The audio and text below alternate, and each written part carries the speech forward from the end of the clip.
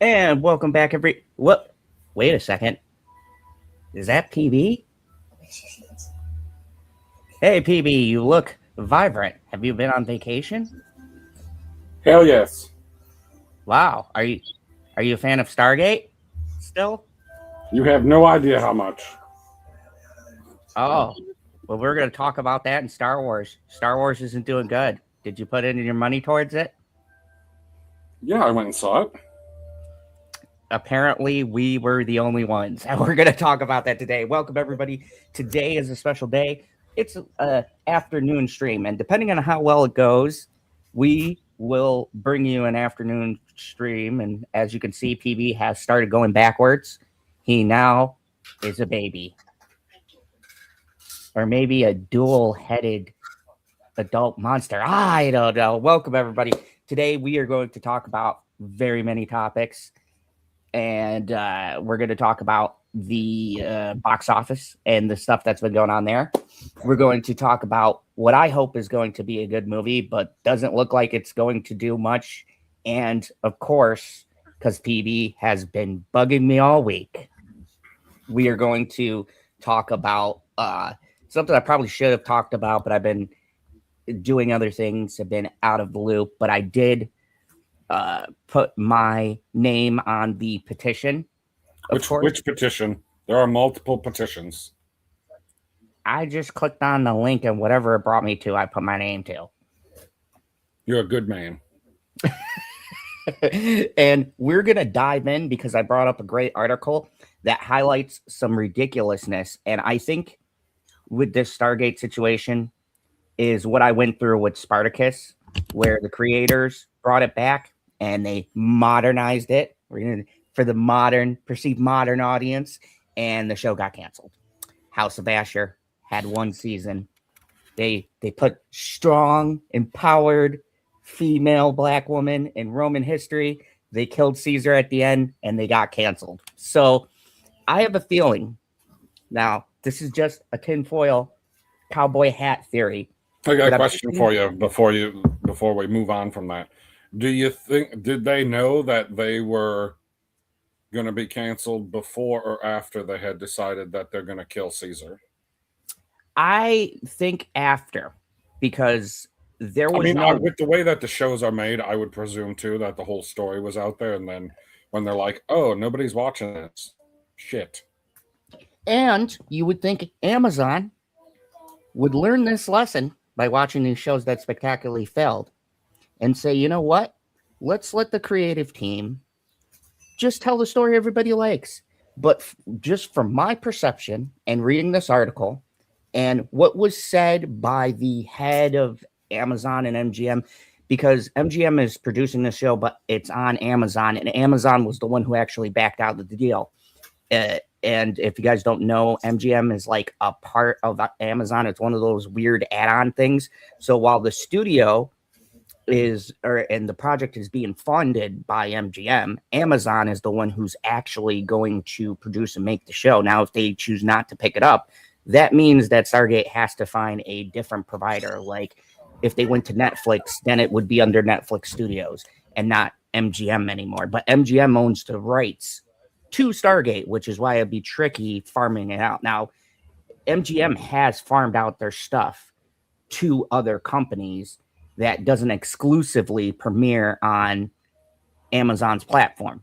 But it's a tricky legal thing, which I think is going to make it hard if Amazon's not going to be the one to host it.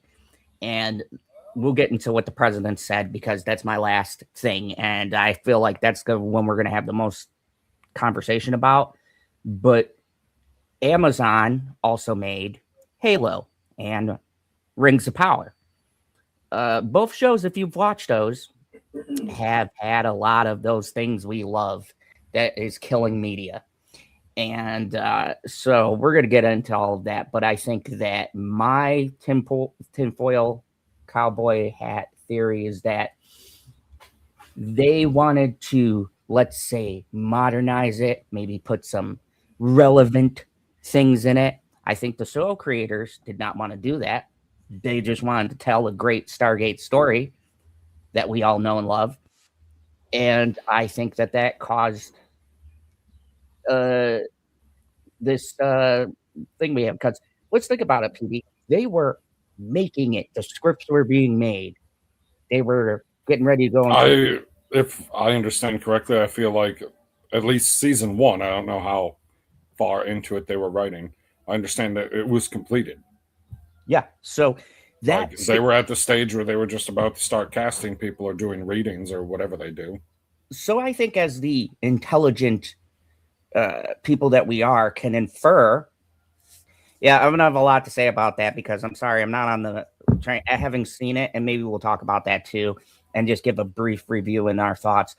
Me, I gave it a 7. Honestly, actually, I thought He-Man was better, and that's gonna lose money too. And we're gonna get into this because while I didn't particularly care for the Mandalorian and Grogu, I think that there's a deeper problem for why it's losing money. You didn't care for it. 7 out of 10. Uh, I Let me give you an example. I give the show the first and second season. We're gonna pretend the third season didn't happen.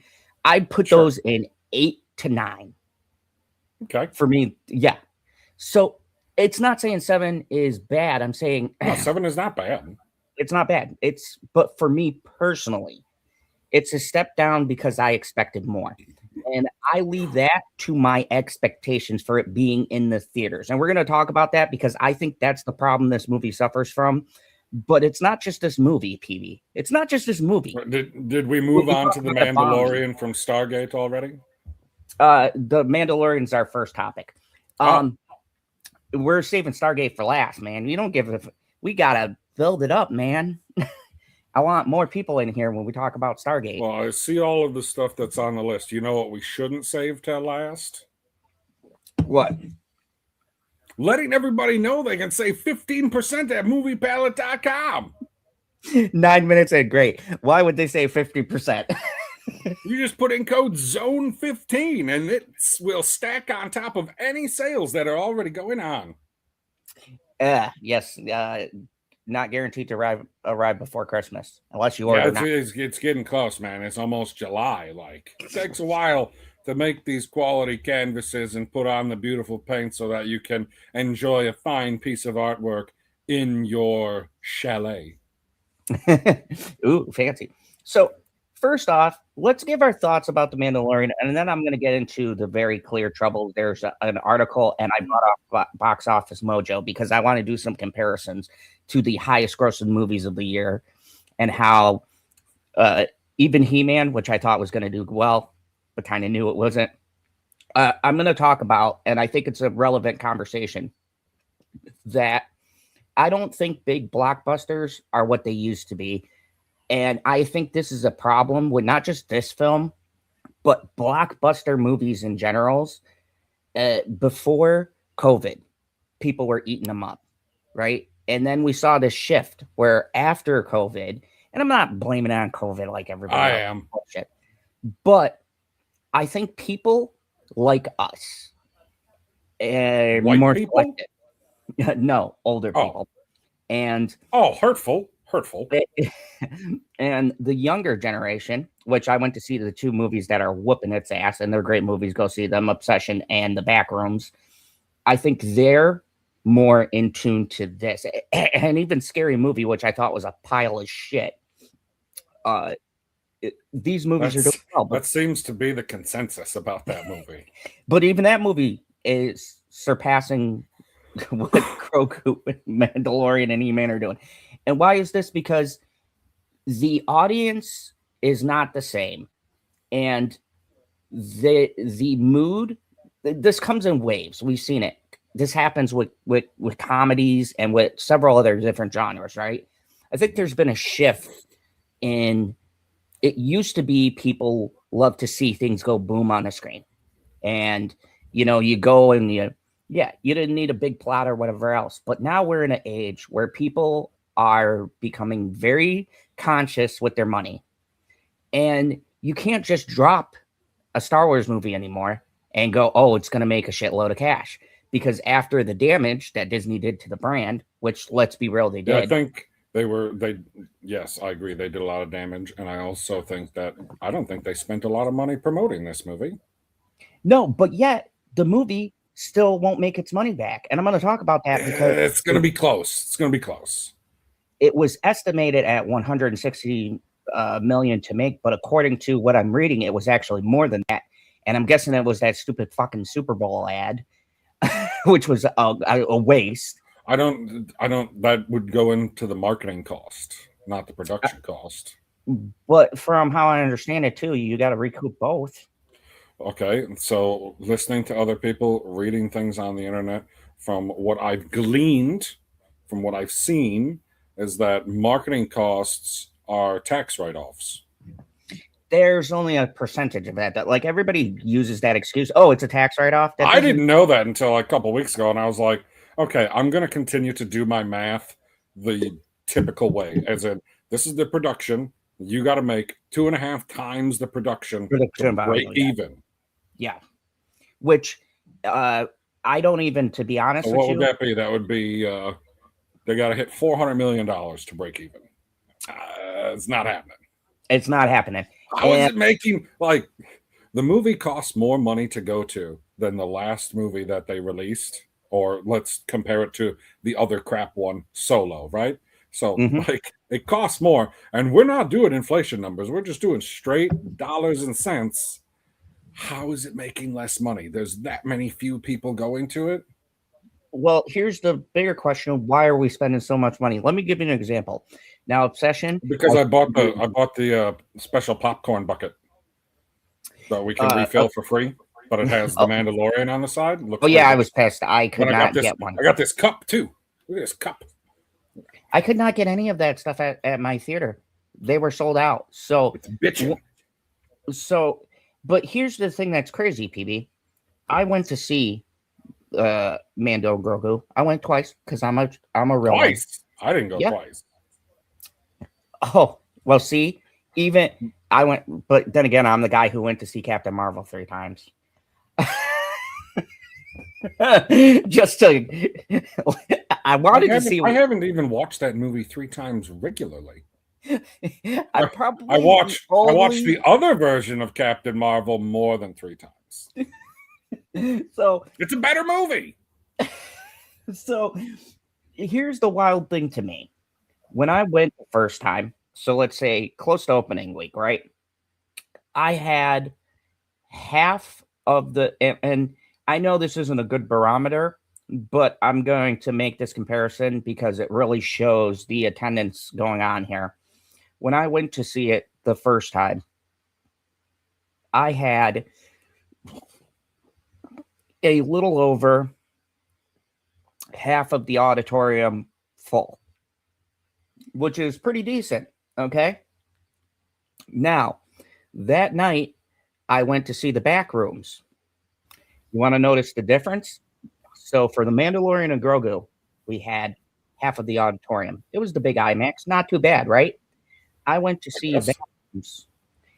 The back rooms, every seat but the front seat was full. Now, granted, it was a smaller auditorium, but that kind of tells me what. Well, you say smaller, but do you mean like half the size? Because then half of the size of the. Well, if it's half the size, then it's the same number of people. But which in itself is disappointing. So that tells me, and it was younger people. Younger people were at, and by younger I mean they have to be older than 17 in order to get into an R-rated movie. Hola, Carmen. They have to be older to get into see Backrooms, right? It's rated R.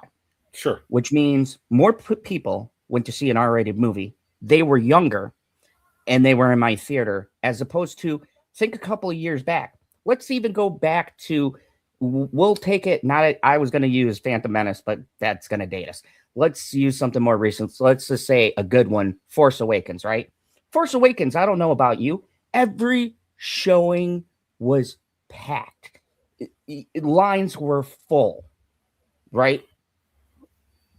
I mean, at least for me. I'm pretty sure when I went to see Force Awakens, I'm not 100% sure, because I know where I was when I saw The Last Jedi, but I don't, like, in Wisconsin, like if I wanted to go to the big movie theater, I got to go to Green Bay. But if I just want to go and see a movie, I could go to Shawano, and it's a relatively small building, and it's only got 4 individual theaters inside of it. So they have one big one and then 3 smaller ones. And I would guess that I seen it there, and I would bet that it was 95% full when I seen The Force Awakens. I know it was that full when I saw The Last Jedi. We all walked out pissed. You could feel the pissness in the auditorium. It was amazing. So here's the thing that I think that's happening with Star Wars that's worse than any other franchise. We've gone from, and this is even videos I've seen from those people, to not hating Star Wars anymore, but having, and I've heard this word a lot, and it's true, apathy. And that's the worst. I think the problem is nobody cares. And that's the worst part about if something was happening. I think the not caring is twofold. You have the inherent not caring because there's people out there that are like, it's just another fucking Disney Star Wars thing. I don't need to see it. But I mean, how many times do you watch a TV show? Amazing. Go check it out. Sorry, I had to answer that. Okay. How many times do you watch a TV show and go, oh man, I really wish I could see this TV show as a movie? Nobody fucking says that. It's always the other way around. It's like, oh, I went and saw this movie. We could expand on it with a TV show. And this speaks to the only thing I can think that's different is rounding it back to Stargate. When they made the direct-to-DVD movies, The Arc of Truth and Continuum, they made those to finish a storyline. Like it's a movie, but it is meant to be an extended episode. Like that's the whole point because we're wrapping up storylines. Whereas Mandalorian and Grogu, it was just an extended episode. Nothing was wrapped up. They just went on another adventure. Why could we not? We could have done that in a TV show. We didn't need a $165 million movie in order to tell this story. And yeah, it did look really good in some places, but it didn't look that much better than the TV show where I was like, oh yeah, this is definitely worth the expense. And that is where my 7 comes from. And it's because I know you were like, you got to explain this. So now that you hear what I'm saying, it makes sense, right? When you go to the movies, I'm expecting movie theater quality, and I gotta rate you on that. Now, if this was an episode on Disney Plus, I'd be with you probably 8, 8.5. I'd rate it in that thing. But I think me and several people, obviously, who felt like me, felt that it was just like you said. Okay, so nothing wrong with that. But there's a lot of places where even the CGI for a movie, I was like, if you remove Star Wars, make the movie exactly the same, everybody can do the exact same things, but it doesn't say Star Wars. Is it a better or worse movie? Then I'd say it's still 8.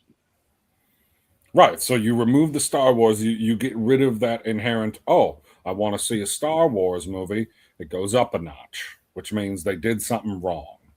And that is my issue. And I think that, and the general consensus is it's not bad. It's enjoyable, but it's just like. It's not. I mean, I like it a lot because it doesn't contradict itself at any point. It looks very good. Like you don't sit there and you're like, that's not how that works, because I know Star Wars, Star Wars, we know how shit works, and we don't have that issue in the movie like you have with Last Jedi and The Rise of Trash. But see, I think there's a certain expectation, and if I was to compare this, like say Force Awakens, because that's the one I'm always going to use that I liked out of that trilogy, right?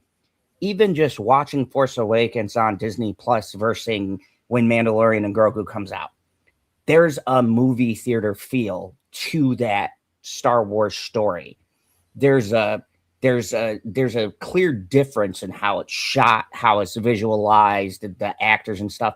And one could argue, well, yeah, one's not different from the other, but it is, because I think it was like you said, it's that feeling that this started as a show and it's going to the theaters, where Force Awakens was specifically created as a movie. And that makes a difference. That brings a different feel to it. And Right. I mean, anybody who knows or has read up anything about it, we all know that the movie is just a condensed version of season 4. That's all it is. and you feel it. If I didn't feel that it was a condensed episode, and I saw it before these other things came out, I didn't want to read anything else. I was trying to go in an open mind. You know, I'm like, I'm going to judge this based on if I was rating a movie, right? Like, I'll give you an example. I saw Obsession. PB, that movie was made for $750,000. It has made quadruple at this point over its budget, and I'm going to bring up the numbers here in a second. And when I watched that movie, right, and I'm comparing movie to movie, okay? Isn't Obsession at like it's made like 100 times more? Yeah, it's to produce. We're gonna how much. I like if you. I don't know how the money is transferred in the sense that you make a movie for cheap, you put it in the theaters, and let's just round up to make the numbers easy. Cost $1 million to make it and do the initial promotion, and then on that first weekend, you made $30 million or something like that, right? Mm-hmm. Do you get some of that money so you can put it back into the advertising right away? I don't know. I believe how they said is the first and second week are the most important because that's going directly to the studios and recouping everything. That's why the first 2 weeks are the most important, because after that, I know all the percentages go all over the place. Yeah, it's being split up. The first 2 weeks are the most vital for a movie, and it also lets you know the legs. PB, second week, Star Wars dropped 70%. That is terrible. You and me know you want to be 50. I was just looking at it not too long ago, like a couple hours. And then this week was another 70%. You're talking week over week, right? Yeah, week over week. Okay, so after the first week, so Friday to Friday, 80% drop. Okay. Just on the individual day. So it released on Friday. I mean, it might have done Thursday night. I don't know. When they do the midnight showings. When they do, we don't know the press screenings. Right, so specials don't count. So it got to me. We'll round up to make it easy. We got $34 million on that first Friday, which is not great for a Star Wars movie. But then the second Friday, it got 6.5. Now, to change a little bit, that first Saturday, it got 25 million, and then the second Saturday, 10 million, which isn't as massive as a drop, but it's still 60%. Remember when we were talking about Captain Marvel and we're like, oh, it dropped 50% and it was huge? This fucker plummeted. It fell off of a cliff. And now look at the opposite. We had something historically that hasn't happened in 30 years since The Shining, I believe, was the last movie to do it. Obsession went up 30% from its first to second week. Where did it? And then went up in its third week, another 30%. That never happens to movies unless it's got good word of mouth. Well, let's put it this way. Obsession came out. It was ranked number, just how much they're making. It was ranked number 2 on its first Friday. Then it was ranked number 4. Then it was ranked number 3. And then when we got to Monday, Tuesday, Wednesday, Thursday, it went back up to number 1. And then it dropped to number 2 because The Mandalorian released. And then it went back up to number 1 in the middle of the week. So it's not winning any of the weekends, but it's always in the top 3. And then it goes back to number 1 during the week. And okay, let's look at the week over week. So from the first Friday to the second Friday, it dropped 12%. That's it. That's not a terrible drop. That's reasonable. But Saturday to Saturday, it went up 60%. Sunday to Sunday, 92%. Monday to Monday, so obviously that was its second Monday is Memorial Day, so it's probably going to have a tick up anyways because Memorial Day. But it went up 175% over the previous Monday. So let's That's a movie that's got legs. And let's just take the audiences, right? And we can assume it's Right now it's at $290 million worldwide. Off of a $750,000 budget.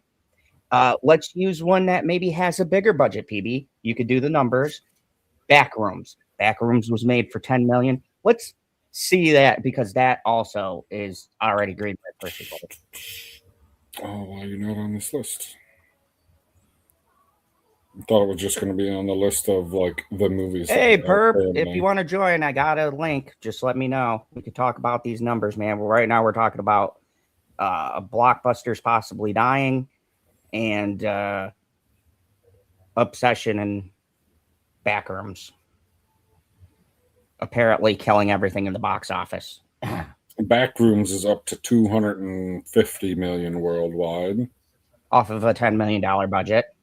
And then let's do the week to week, because that movie also, from what I heard, it's not a Obsession situation. I don't think it's gone up, but I think it hasn't dropped very much from its opening. Okay, so the first week over week, it doesn't hold on. It does not hold on the way the other one does. First week over week, it went down 80%. Then it went down 57% on the next day. 57, 57, 50, 47, 50. It has zero increases the way that Obsession did. But it's still holding at that 40, 50% mark. Well, it started bigger. Like, it had $38 million on its opening day. Mandalorian had, what, 35, 33? And hold on, it's in less theaters. Mandalorian opened in 4,300 theaters. Backrooms opened in 3,400. 700 less theaters. And it made more money. So, I mean, this goes to a bigger issue, which is that... These are just domestic numbers in America. Yeah. So, and I wanted to bring up this article because we did not get to the article at all. Okay, hold on. Perp says blockbusters are not dying. Spider-Man is about to come out. The Odyssey is coming out. 2 very big movies. Okay, and how much money do you think they're going to make? Because what, Spider-Man probably cost $250 million to make? At least. The Odyssey cost like, what, $400 million? I think Odyssey was super expensive to make, if I remember correctly. And see, that's what I'm talking about. That is 2 movies. You used to get at least 1 blockbuster movie every freaking month. Usually more than 1. If we're talking pre-COVID. I mean, what was that? That was a stream that we did, a couple months ago when I was talking about how many billion-dollar movies there were. And the year before COVID, there was like 10. And the most we've had since is like 4. In 1 year.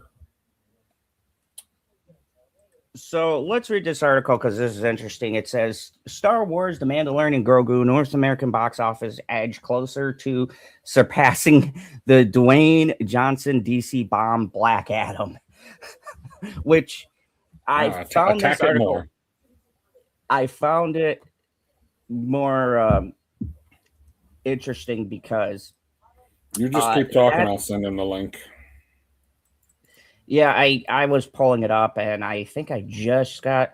Here we go. I finally sent a link. Jesus Christ. Okay, so I find this interesting because that's, to me, a very bad metric to base your movie on. Because as we all know, unfortunately, even though we quite enjoyed it, Black Adam did not do very well. So... the Star Wars Mandalorian Grogu is losing more steam at the box office, and now more with Disclosure Day, which Disclosure Day I saw, it was a pile of shit. And honestly, I don't think that movie's doing very well either. I'm going to bring up the numbers after this article just to get the numbers for the movies. But it's not a bigger flop than Dwayne Johnson's Black Adam. The North American box office is edging closer to beating the DCU's Bond's domestic haul this week. How much has Star Wars earned so far at the North American box office? The Jon Favreau directorial What's collected up, Perp? 1 point. Say hello, General. Oh, hey, Perp, what's up? You're still muted. What up? What up? Yeah, I just had to switch over my mics and stuff. Whatever. What up? What were you saying, PV? About Spider-Man Odyssey? Oh, that they were extremely expensive to make. We don't know how much money they're going to make yet. Like, yeah, they could easily. They're both going to make $1 billion. They're both going to make it. Well, at least Spider-Man is definitely going to make $1 billion. The Odyssey is next to Dune is one of the most anticipated movies before it come out. That shit's going to do numbers. And even with the IMAX shit and how those shit sold out as quick as they did. Yeah, there's demand that people are going to go see it. It's Christmas home. Are you driving around, Perp? Because you're sounding a little robot-y. Am I sounding clear? Now, when you said, "Am I sounding clear?" That's good now. Just let me know if I That's still so good. Sound good? No, yeah, it still sounds good. But my second point was, before COVID, we were getting more than $5 billion movies in a year. Since COVID, I believe the most that we've ever had in a single year was 4, and I want to say it was 2 years ago.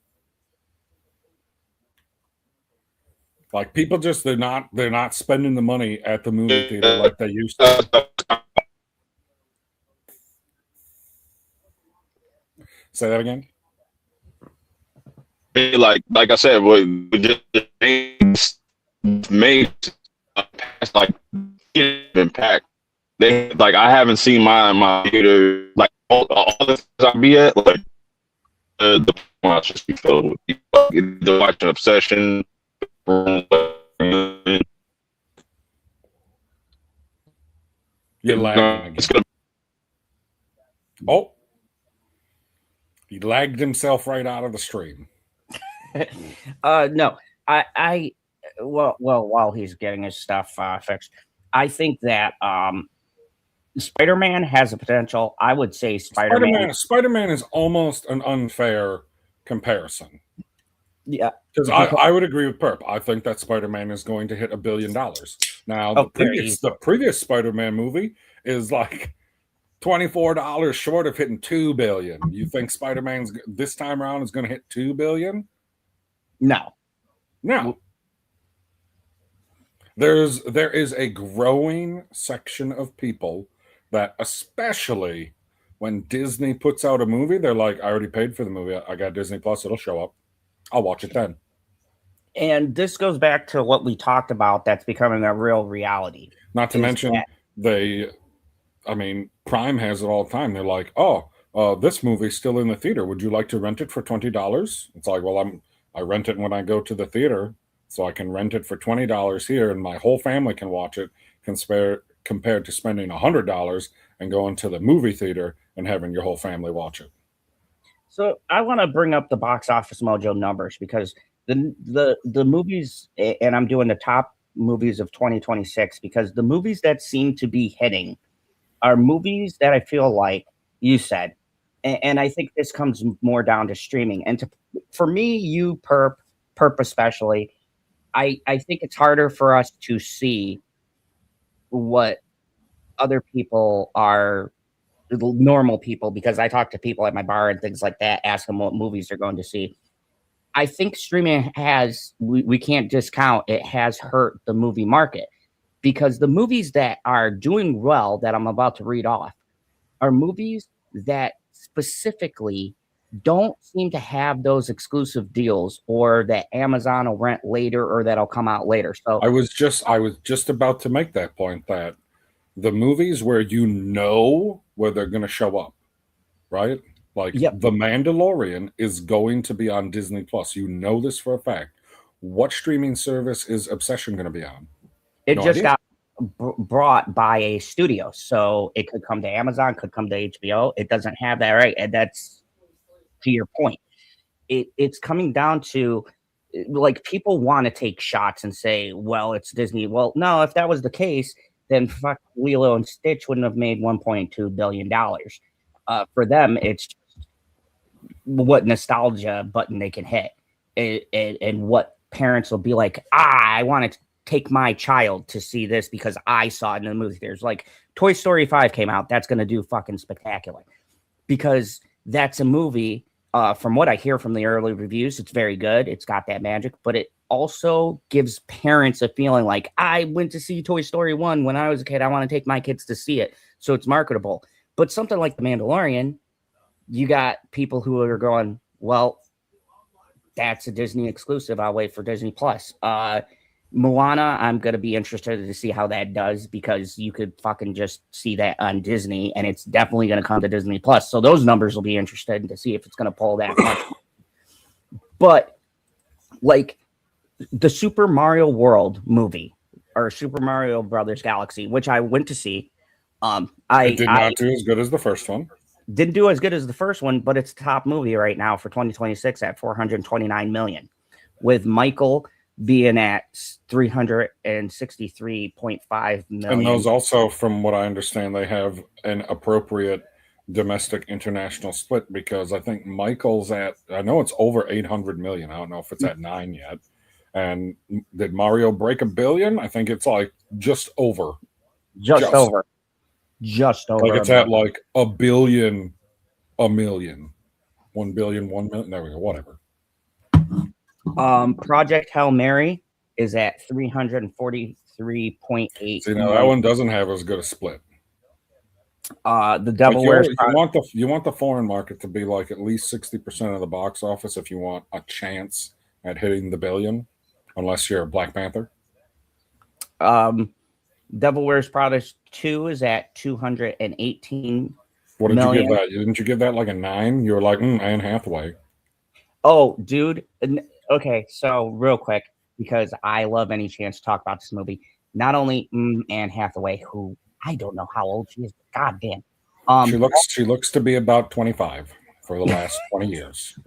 25 going on 26. Right. Also, everybody was good.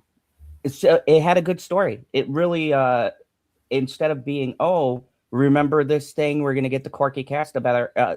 I'd say the story, I'm going to say it may actually be better than the original because they do the whole online news articles versus publications, and publications are dying. So, you know, they got to bring the team back together to save the fashion company, you know, that shtick. It's nothing new, but of course you have what's his name? Tucci. What's his first name?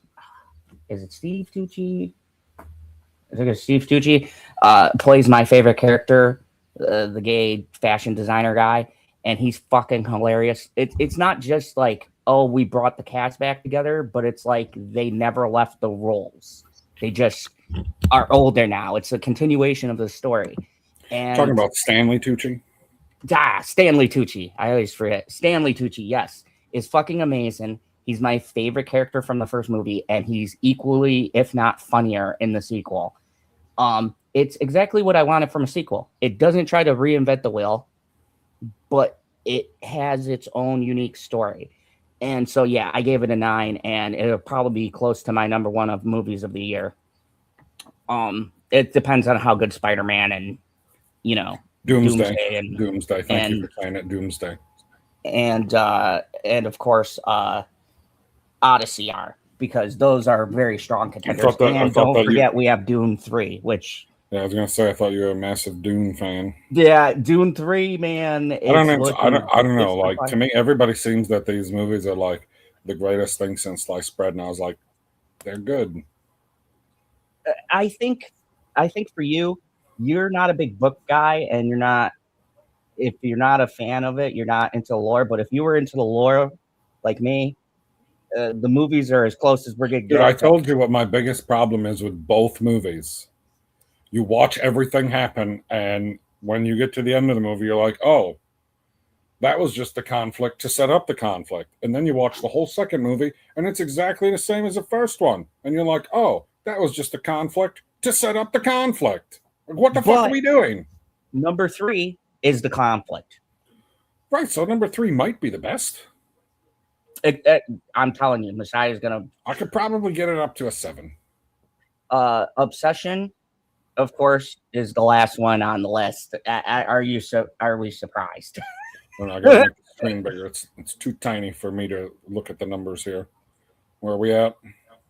Obsession. Domestic, in the middle. You're in the middle. Yep. Is at 191.6 million. So, now worldwide, and it took $1 million to make. Apparently, I don't know if it's on Instagram or where. Apparently, the lead actress got paid $20,000 for the movie. Yep. I was like, do I want $20,000 or do I want 1% of the box office? So But she must have thought it wasn't going to make shit.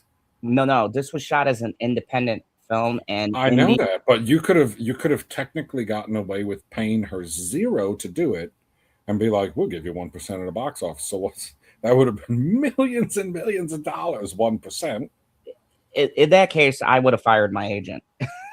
I don't blame India Navarrete. I mean, I am confident in my ability that what I'm going to make is going to be good. So I would always want the percentage.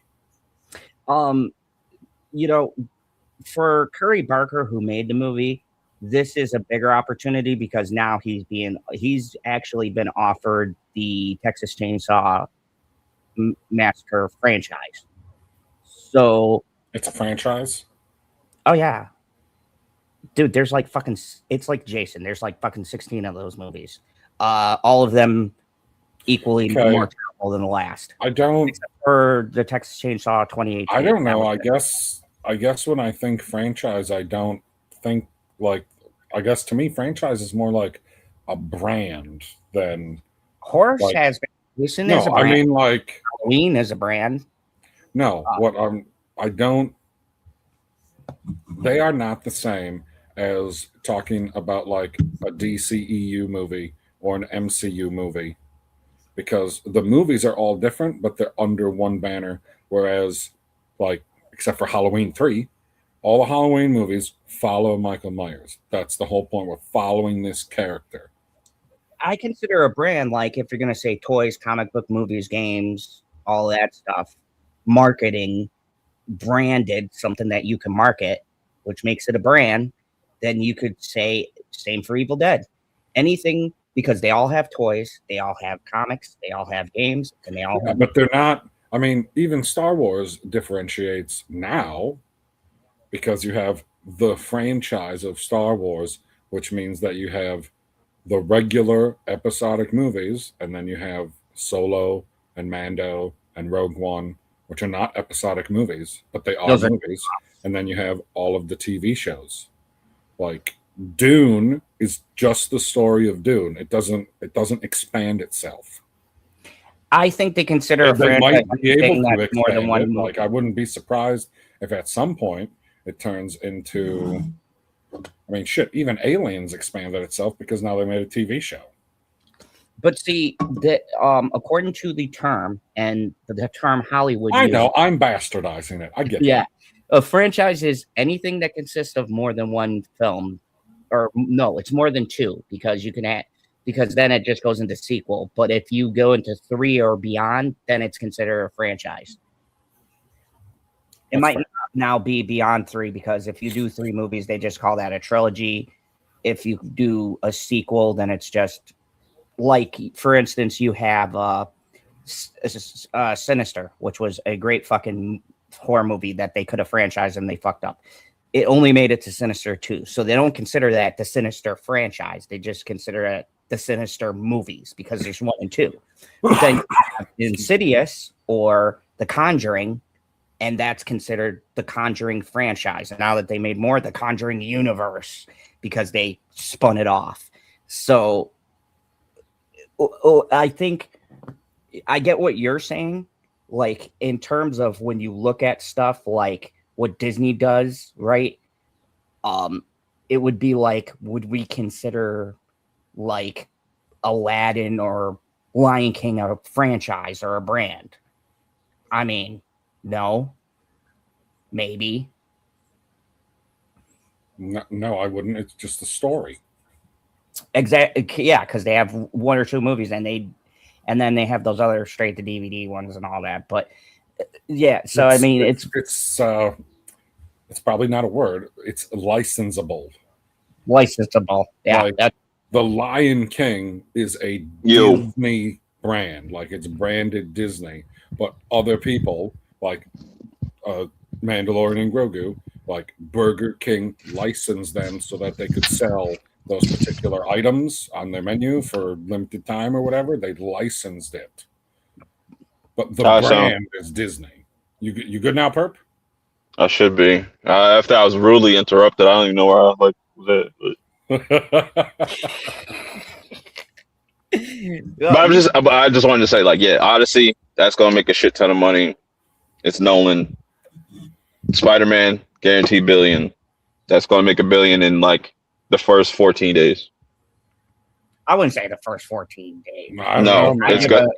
People are already like shows are already like this is gonna be big. I would be on board with Perp that Spider-Man is going to have all of the people that want to see it immediately because it's a Spider-Man movie.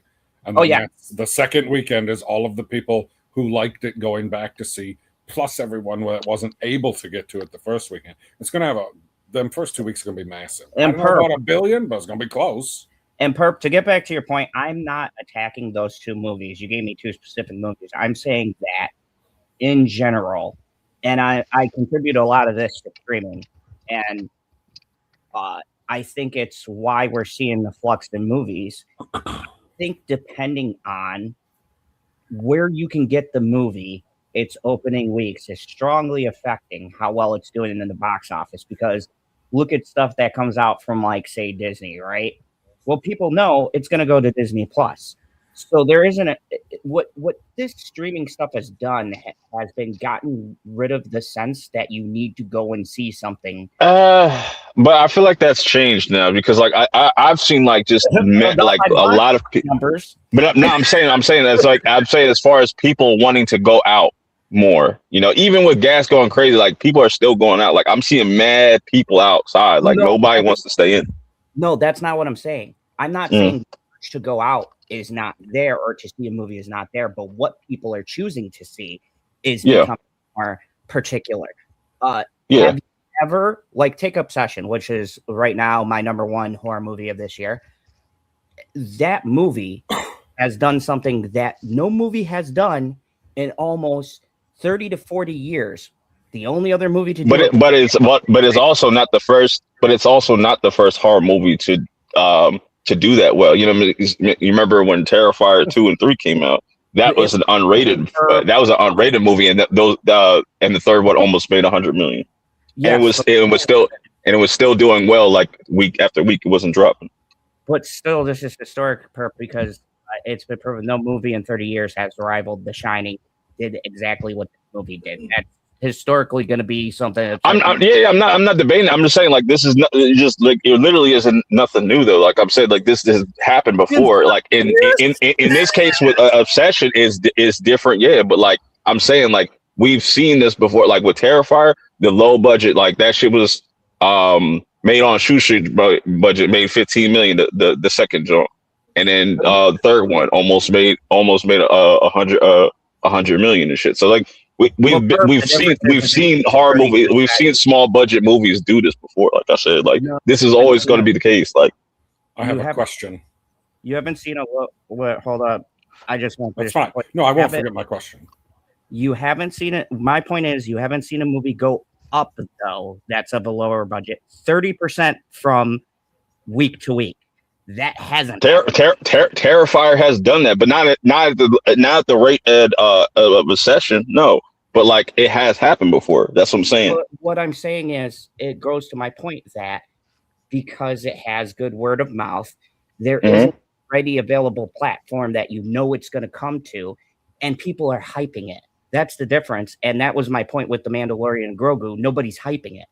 So that's why it's plummeted off of a fucking cliff, because everyone's like, this is just like Yeah, but that we also don't need to like use like Mando and like fucking He-Man as like the parameter of like, oh yeah, like that means box office is dying. No, because like next thing you know, another movie come out. Look at Toy Story. That shit's gonna be fucking massive.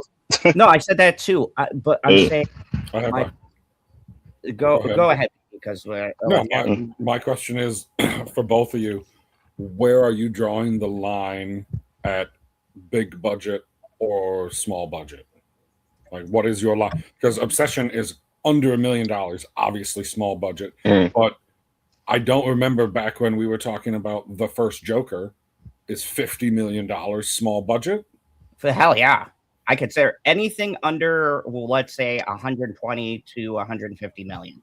I think is fucking ridiculous, given the technology and the directors. Because I'm not gonna lie, if Obsession would have made as much money as Joker, then I know nothing about the box office at all. See, Perp, I'm saying the feeling of people have to see the biggest blockbuster like we used to have is dwindling. That's my point. I said, Mandalorian and Grogu or He-Man, it's a lot of these. Even the new Mario movie, it made under. I think also what plays into it is the internet, because a lot of people get bullied into just not liking things before things come out. That's another thing. I would agree, but as you guys know, I work security at a bar. People that I interact with, they have kids and stuff like that. I ask about movies. They're not on X like we are, and they don't give a shit about the buzz. It is, we can't ignore. Times is fucking tight. Money is strapped. Now, I agree with you, Perp, and I said the story's going to make a shitload of money, but why is that? Because you got old fucks like us who have kids. Yeah, I'm including you in that. Or you know, Perp, you probably know people with kids and things like that, right? Yeah, it's gonna be big with families. Like that's gonna be that's gonna draw the families. And the markets are becoming more.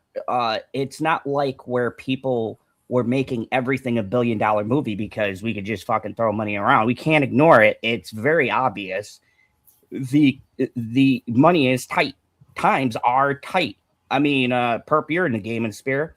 Look at that fucking nonsense going on. $230 million games being made and shit like that, like they're movies, and wondering why these companies and shit are going under. It's but that's the thing. It's just, and I feel like I see this a lot, not just in movies and TV shows. I feel like people got to just temper their expectations. Like that's all you have to really do. Stop thinking, stop trying to make everything an event that doesn't need to be an event, or just, you know what I'm saying?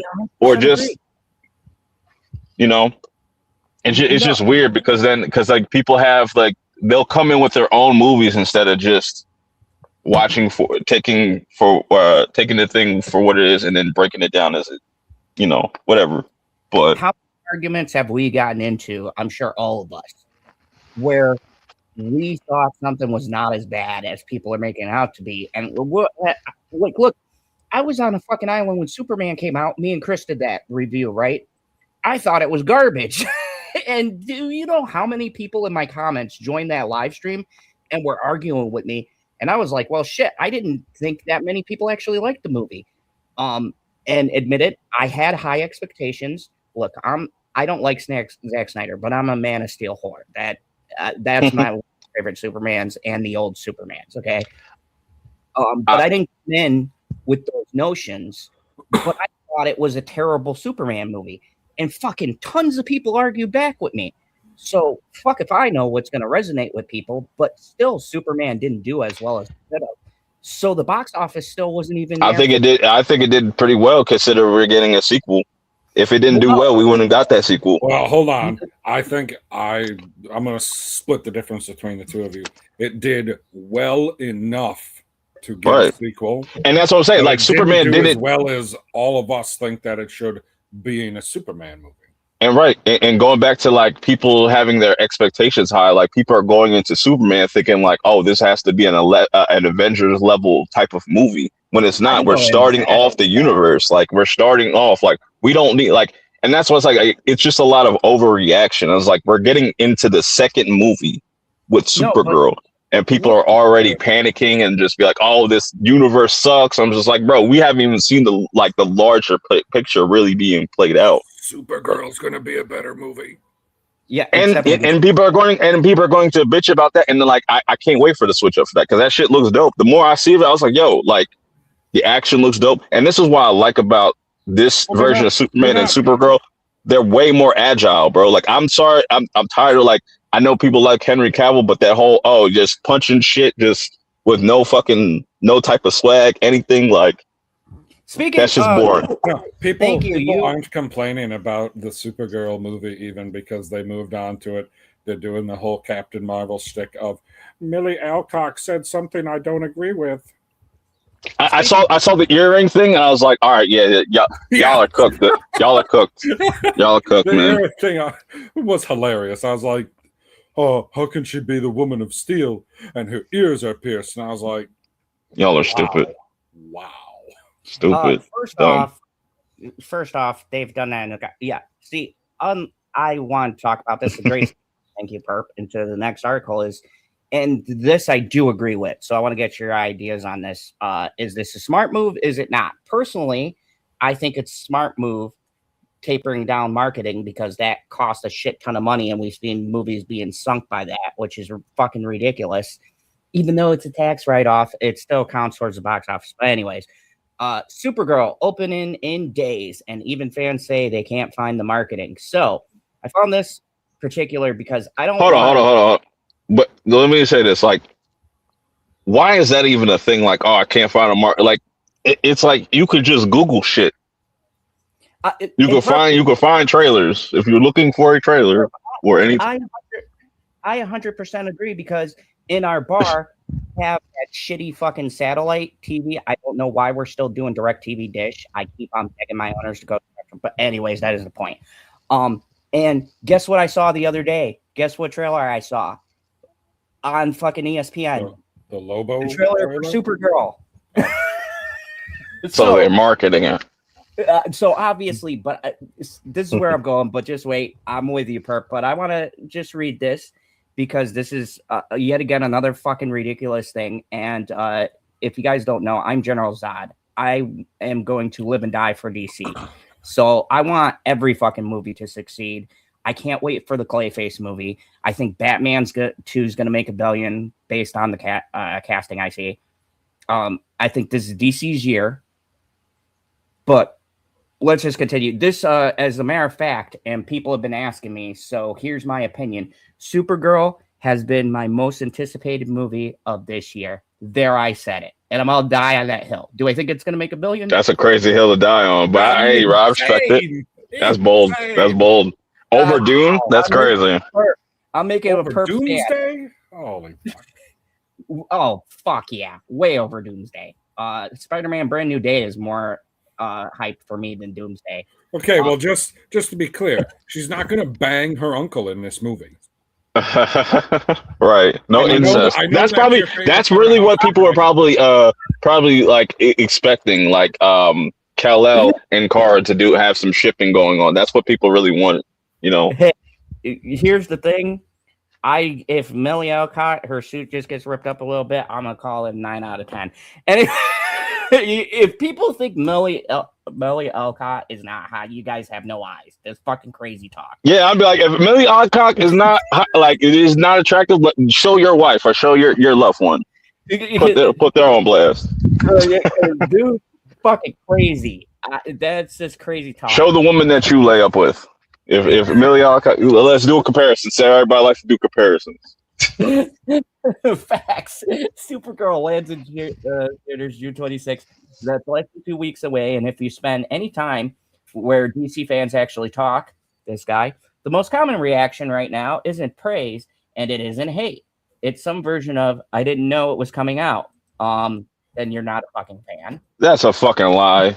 You knew about this movie for 3 fucking years, bro. That's that disingenuous shit, man. Like, come on, bro.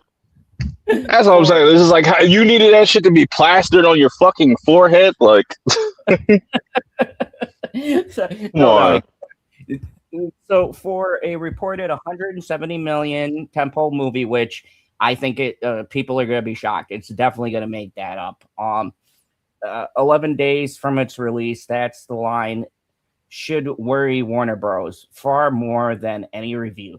There's an irony here, almost too neat to ignore. Director Craig, whatever the fuck his last name is, has Craig described G. this version of Kara as someone so in her own space, running from her grief, so checked out that she doesn't even care Batman exists. That's the character. It Wrote this? also describes the audience. What the fuck does Batman have to This do? is IGN. No, this is worse than them. This is Cosmic. Holy fuck. Oh Jesus, man. See, that's why Yeah. this is why I said like people need to go back to just blind watching. Blind watching things is the best thing you could possibly do. No, I Try read it. and I had to read this. I'm glad you're here, Perp, because I was going to call. You know me. I've been a DC fan forever, even in the dark days. You guys know. And I had to call this out because here's the thing that baffles me.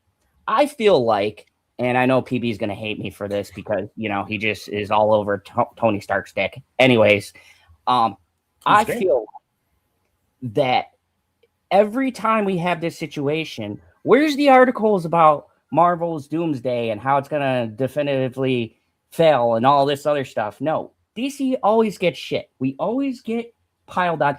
Even I didn't care for the That's because you're supposed to be the better one. That is why. You have the most recognizable character in all of comic book history. And on top of that, you have Batman. And You're supposed to be better. That's great. Superman's always had an issue, man. It's power scaling. You know what? Anyways, I I'm don't like, care about that. I'm just talking about the name recognition. There are people who have never even heard of a Marvel character that know who Superman is. Go to Iran. They know who Superman is. Warner He Bros. pronounced it right. Warner Bros. Has built a movie about a hero nobody can find and marketed it so quietly that nobody can find the movie. Kara doesn't know Gotham is out there. Moviegoers don't know Supergirl is. What kind I of want to fight this guy. Right. Who's the name on that? Like, I want to fight this guy. I want to find him. Up to the top. Let's go to the author of this bad editorial. Oh, keep going. It's at the top. Matt McGowan. Matt, you are. Oh man, I can't even say it. First of all, he's a terrible writer. People can't find the movie. Of course, you're not going to find the movie. It's not fucking out yet. No, it gets and I'm so glad I have you guys because, like, here's the thing: is Matt going to when Avengers Doomsday or Spider-Man or any of those other ones, we'll throw Odyssey in there because it's another big one. I want to see what Matt's article is going to be on that. I want Matt to make another article because is he going to keep as much shit on those? Why is there a black Cyclops? There were no black Cyclopses. Okay, so Oh, that's not a Cyclops. My bad. Something else. okay, so I do have a problem with the Cyclops. My problem with the Cyclops is there isn't a single animal on the planet anywhere. You can't find one whose eyelids open and close vertically. There's a reason your eyelids open and close horizontally. It's to keep stuff out. When it's vertical, that guy's got to have sweat running in his eye constantly. That's not smart. I love how people always find an accuracy. Dude, as soon as The logic. because I was like, they're like, oh, they got the Cyclops in the movie. And I was like, okay, so to the internet I go, let's look at the little trailer, and I see him pop up, and it looked really good. Like, it looked really good. Like, I was like, It's a real Cyclops. It's a real person. Right, that's a real Yeah. Cyclops. And then I seen him open and close his eye, and I was like, what in the fuck is that shit? That's disturbing. I want to address a couple of things from Odyssey because we've been gone for a while. We haven't gotten to talk about this, and I want to talk because people seem to be really getting on races and things like that. And I want to tell you my feelings on this because you might be surprised. Normally, if you've been on this channel, you know I've been known to say I've acquired black people here on the channel. I'm surprised I haven't been canceled. Do not say that. He's not choir, nobody. You're not Disney. So I have my views on things, and you've heard me and my issues with Vikings. We won't get into that, but you guys can go see that stream. I'm very passionate about my historical dramas, but let me tell you the difference between a historical drama versus a documentary or a historical documentary. Okay. The Odyssey is not based on any real historical It's fiction. fantasy. It is pure fantasy. Therefore, why, yes, in the book written like what, 30, 40, 50 years by now ago, when the person who wrote it was white as shit, yes, a good majority of the characters were white. But in Greek mythology, and in any fucking mythology, especially pertaining to the Iliad and the Odyssey, which are both essentially the same two-part books. The Iliad is like them in the war. The Odyssey is Odysseus trying to get back home. Those are historical dramas. Let me give you an example. One of my favorite historical dramas is Spartacus, Blood and Sand. One of the best things Showtime's ever put out. A House of Asher was garbage and it was canceled. Stars. But it wasn't in Spartacus, the Doc Torrey, who was one of my favorite characters in it. Doc Torrey, he's the leader of the gladiators. Yeah, I know. Was Animaeus. Now, they drew on some historical figures. Caesar appeared in the show, Crassus, Pompey, bunch of actual real-life figures. Call him Pompey. Now, Spartacus changed Animaeus because in history, Animaeus was not a 6'7" black dude. He was white as shit who trained the gladiators. But the actor was fucking good and became one of the favorite characters in Spartacus. If you ask us fans of Spartacus, Blood and Sand, he's like top of the list of favorite characters to appear in the show. So you can change those things, assuming the story is good. Now, Nolan, at least for me, and according to the box office, has never missed. There has not been one Christopher Nolan thing I can think of, and you've probably seen every one of his movies, so you can back me up on this, that has been a flop, a failure, hasn't done great in the box office. Yeah, that's why I was like, yo, did y'all just not y'all just completely missed Oppenheimer and how that shit just... he made a 3-hour movie of just straight dialogue. And I'll be honest with you, Oppenheimer is probably my least favorite. I love Cillian Murphy. The sex scenes. That's kind of crazy. But I'd say it's one of his best. I thought it was boring. I thought you could save down an hour, but it was visually, dude. That nuke exploding. Terrible take. And of course, my boy Cillian Murphy. Listen to Cillian Murphy. Perp said he doesn't like Oppenheimer. No, I like Oppenheimer. Oh, I think it's one of Nolan's best. I thought Tenet was the best. But you think Oppenheimer is boring? Yeah. You're boring. What could they have done in the movie to make it not boring from your perspective? It's my fault. Too white? Yeah, too many fucking white people. Oppenheimer too white? Yeah. Not a white Irish guy. You know, that's what's crazy. Like he went with Oppenheimer. It was an all white cast. Nobody had no issues. But then this next movie, he switches all up. Gets a couple black people, and people fucking lose their mind, bro. It's crazy. No, I mean, I never necessarily cared about race swapping per se, except when it's stuff that's like explicitly stated. The only one that's upset me in the recent past, like last couple of years, is Snow White. Like Snow White. It's literally in the name. The reason she's called Snow White is because of how she looks. That is the point. But all this other like Ariel, I don't care about that one. Who gives a shit? A lot of Hispanics identify as white. What? I'm saying what's her face? Who played Snow White? She definitely white. Yeah. I mean, No, but I'm saying I need them to look like freaking what the hell's her name? they Bella should have Brie Larson be Snow White. from Boom. Twilight. You're supposed to be as white as the chick from Twilight. That's how white you're supposed to Kristen be when you're Stewart? Snow White. Or Seamus, as white as Seamus.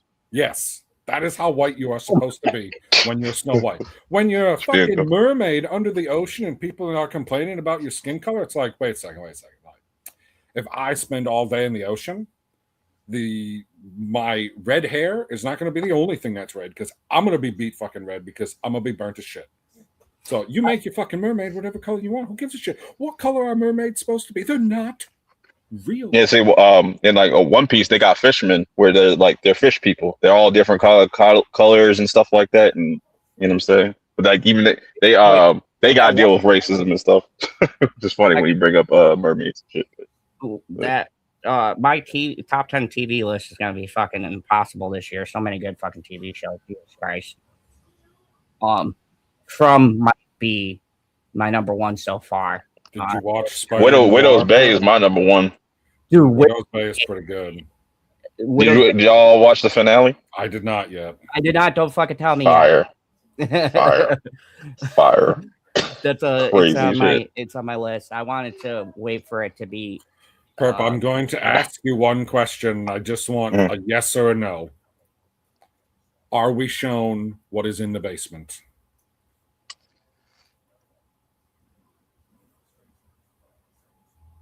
Not necessarily Tom's basement. Oh, that's all I'll say. Okay. All right, I got. That's good. That's good. That's all I needed. Yeah. And here's another thing I wanted to bring up, Perp, because we both watch an observer amount, and I think even PB has gotten more into television shows. So this question can go to you: how many actually feel that television might actually be killing movies? Because no. Killing it. They're all everything is just fine. Anime is popping. We're getting great movies. We're getting fucking great shows. It's a great time to be alive. The only thing is shit is expensive. That's all. No. I'm not saying it as it's killing movies. I'm just saying personal preference, because we watch everything. Which one do you think is stronger this year? And I said this on purpose because for me, they're both kind of even. Which one do you think is stronger for you? Movies? Because I've watched more movies. Like I've been like kind of lacking with the television this year because God. I'm watching a bunch of shit though. That's what I'm saying. Like I'm watching, you know what I'm saying? But it happens to me every year. Like I'm either like really focused on this and then like, you know what I'm saying, or this, that, but like I've been really locked in with the movies and anime shows. I've watched several shows. I'm still gotta watch Spider Noir. Finish that. Right I'm gonna run through that. That's at my number one. I finished The Burrows. The Burrows was good. Burrows was pretty good. Okay, PB, this is gonna be tough. Sorry, I'm shocked that of all of the things. How could you have not watched Spider Noir yet? They even released because this is an Amazon show. Because usually Amazon shows, I'm just not even like I don't be giving a fuck. Like they don't be on my radar like that. I'm on the Apple TV shit, some Netflix, Amazon, HBO. Seems to be crushing it lately. Netflix. Yeah. Netflix, they've been producing garbage. Nah, they got the K-dramas, man. Them K-dramas be fire. No, the K-dramas are to fire. say that about Netflix is not fair, because Netflix has been producing garbage since Netflix started producing its own stuff and then just buy other things. They've been making garbage the whole time. Now, what they've done is they've made so many things, something has to be good. Yeah, that is true. But like Perp said, I went down the K-dramas rabbit hole. Let me tell you, I had a solid month where K-dramas were just. Are we talking about shows? Yeah. Korean dramas. I don't think I've watched any Korean shows. Like I watched. Do you watch Squid Game? You seen Squid Game? That's K-drama. No, I think I seen the first half of the first season. I never finished it. Watch that. Watch the 8 show. I recommend that. The Wonderfuls. The Wonderfuls are really cool. The Wonderfuls. It's like a superhero joint. Like that shit's pretty fun. The first one is called The 8 Show with the rich people, and they kill the kid. So the kid's brother pretends to be one of them to infiltrate it. It's like a bunch of these rich pricks, and his brother dies because someone runs him over with a car. And then he goes to the school and he pretends to be one of them so he can find out which one killed his brother. Fucking great. It's like Gossip Girls meets fucking I don't know. Gossip Girls. Yeah, it's like if you took the fucking drama of Gossip Girls and you mixed it with like Pretty Little Liars or something, and then made it like rated R. Zod, I will say this though. I will say this about television. I think the second half of this year is definitely about to start kicking up because I think this first half has like there's been like some really good ones, but like it's been kind of scattered. But I think because we still got the dude, Boys and were super disappointing. I was so sad. I could have told you that. I told motherfuckers that like after the season one, I was like, bro, this show is not good. What show? The Voice.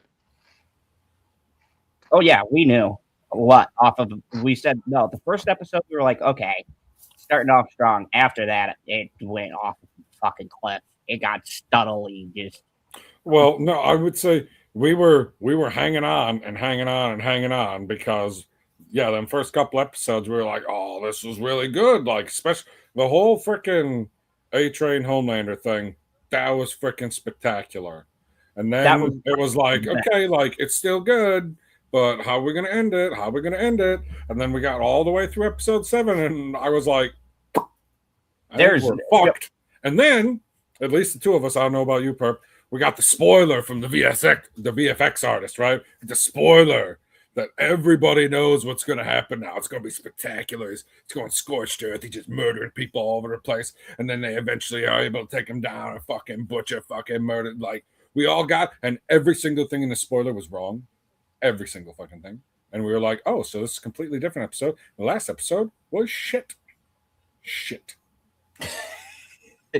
and I would even say like with like apparently unlike most people, I think Perp might have been on the agreement with me with this. I found Invincible highly disappointing.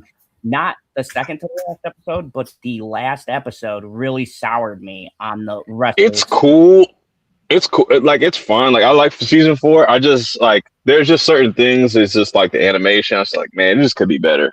The show just could overall just be better. I was saying, and we pointed this out, the last episode in particular, because of how they placed people, made it weird and hard for people. Because me and PB had this conversation, like of how I interpreted it versus how he did, and I knew from the comics they set it up exactly like the comics. But if you never read it, you had no clue what was fucking going on.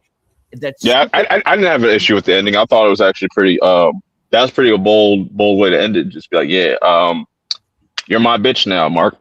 No, it was the dream sequence shit. Like how you can tell when he was having a panic attack versus when he wasn't. They didn't clarify that. He's talking about specifically the point in the comic book when Mark goes to talk to Thrag, Nolan is there. Yep. In the show, he's alone.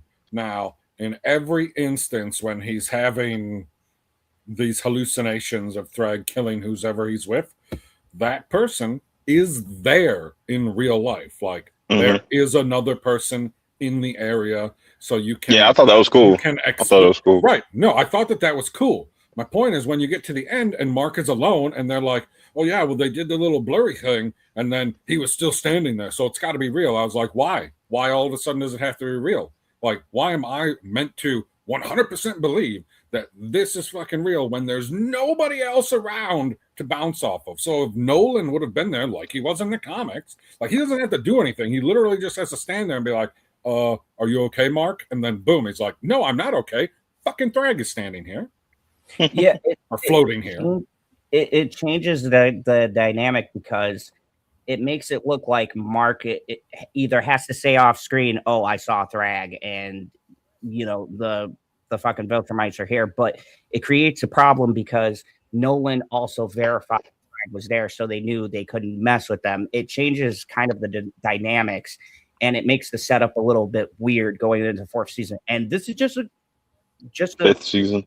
It's just a glitch on my part because I actually know how it unfolds in the comics.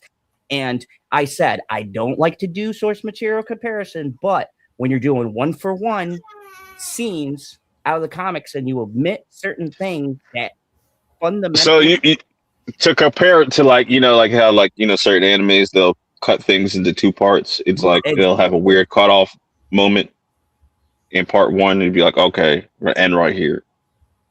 Yeah, it's just like when in like say the That's a fair critique. Show. Yeah, like the manga versus a show where how the manga cuts off, but they omit like one thing and it changes what's going to come up next because they took out one crucial piece, and that's the whole setup for the next part. So it kind of just, and like I said in my review, I'm gonna have to now judge it off of the season 4 premiere because then I'll have an idea of how it all fits together. But it was still disappointing because I was ready to put it in my top shows, and unfortunately I can't. And PB, I'll tell you why. Let's talk about, I know PB hasn't watched this, so I'm super excited to have you.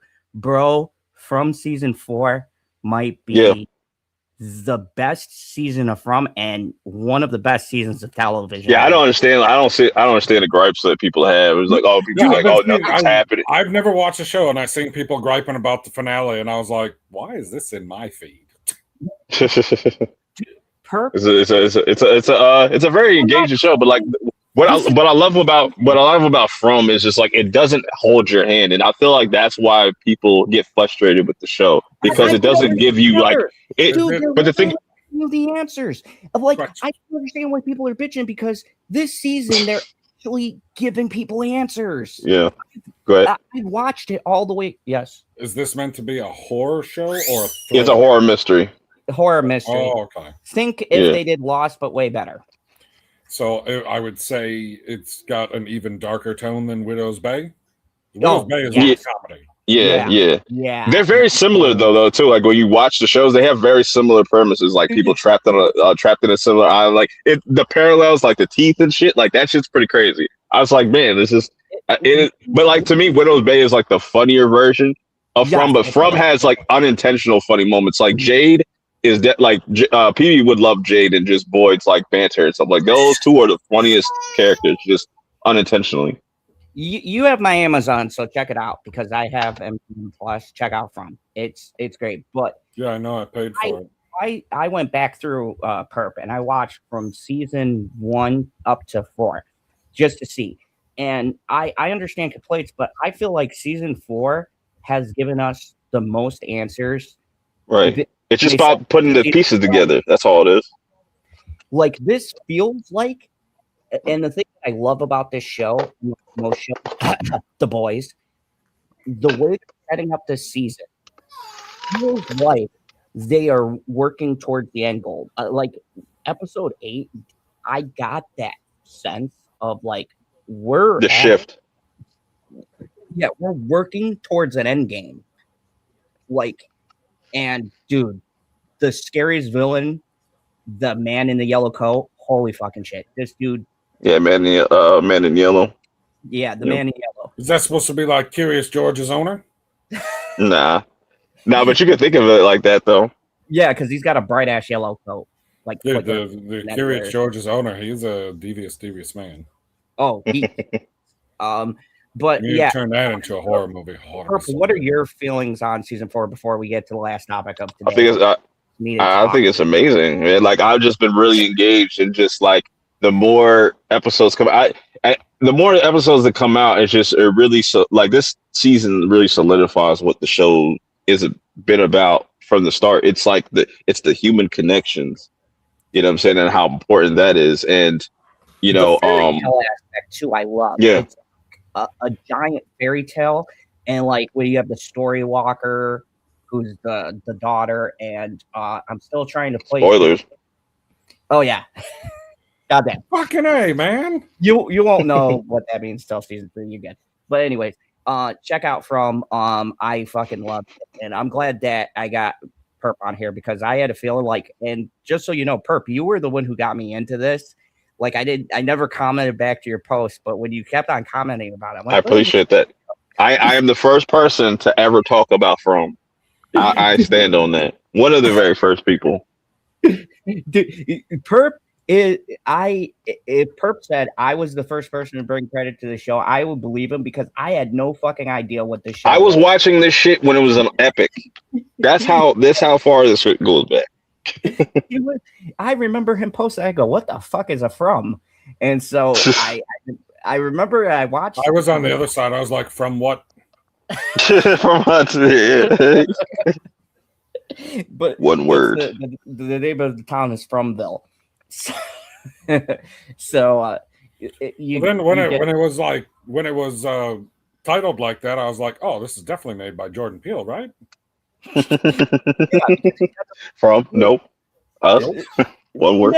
Crazy though, Perp. Wouldn't that be crazy though if it was because people like universes, right? It's the Jordan Peele universe because he has those fucking. His next movie is gonna be Yep.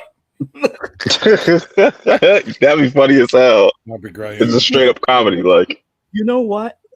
If the next Jordan Peele movie comes out and it is not one word, I'm gonna automatically give it a 6. I like. You've started something. You got Get Out. You got Us. You got Nope. He's got to continue the trend. The funniest shit from the season 4 was when Boy told Jay landscaping isn't a plan. That shit is funny. PB, when you get the context of that shit was funny. That shit had me rolling. Said landscaping isn't a plan. Yep. Yeah. Okay. But the context is funny though. Okay. SPD, you have my Amazon. Put it on the list and just start watching it. I think you'd really like it. It's a really great show. Not before you finish Widow's Peak though. You know what I'm saying? You gotta finish. Right. Yeah. Finish Widow's Peak. Talking about my hair, Perp. Hurtful. Okay, so speaking of shows, and I don't know how much Perp has invested, but we have a lot invested. Our last topic for today: Stargate fans fight back because some bullshit happened over at Amazon. And have you watched Stargate? No, but is it I assume I wanted to ask you this. I was like, what is Stargate? Is it a gate of stars? Are there multiple gates? Are there multiple stars? Yes. There's many stars. In fact, I don't believe, I could be wrong because I keep track of it that closely, that there's typically in a solar system only one planet that will have a Stargate on it.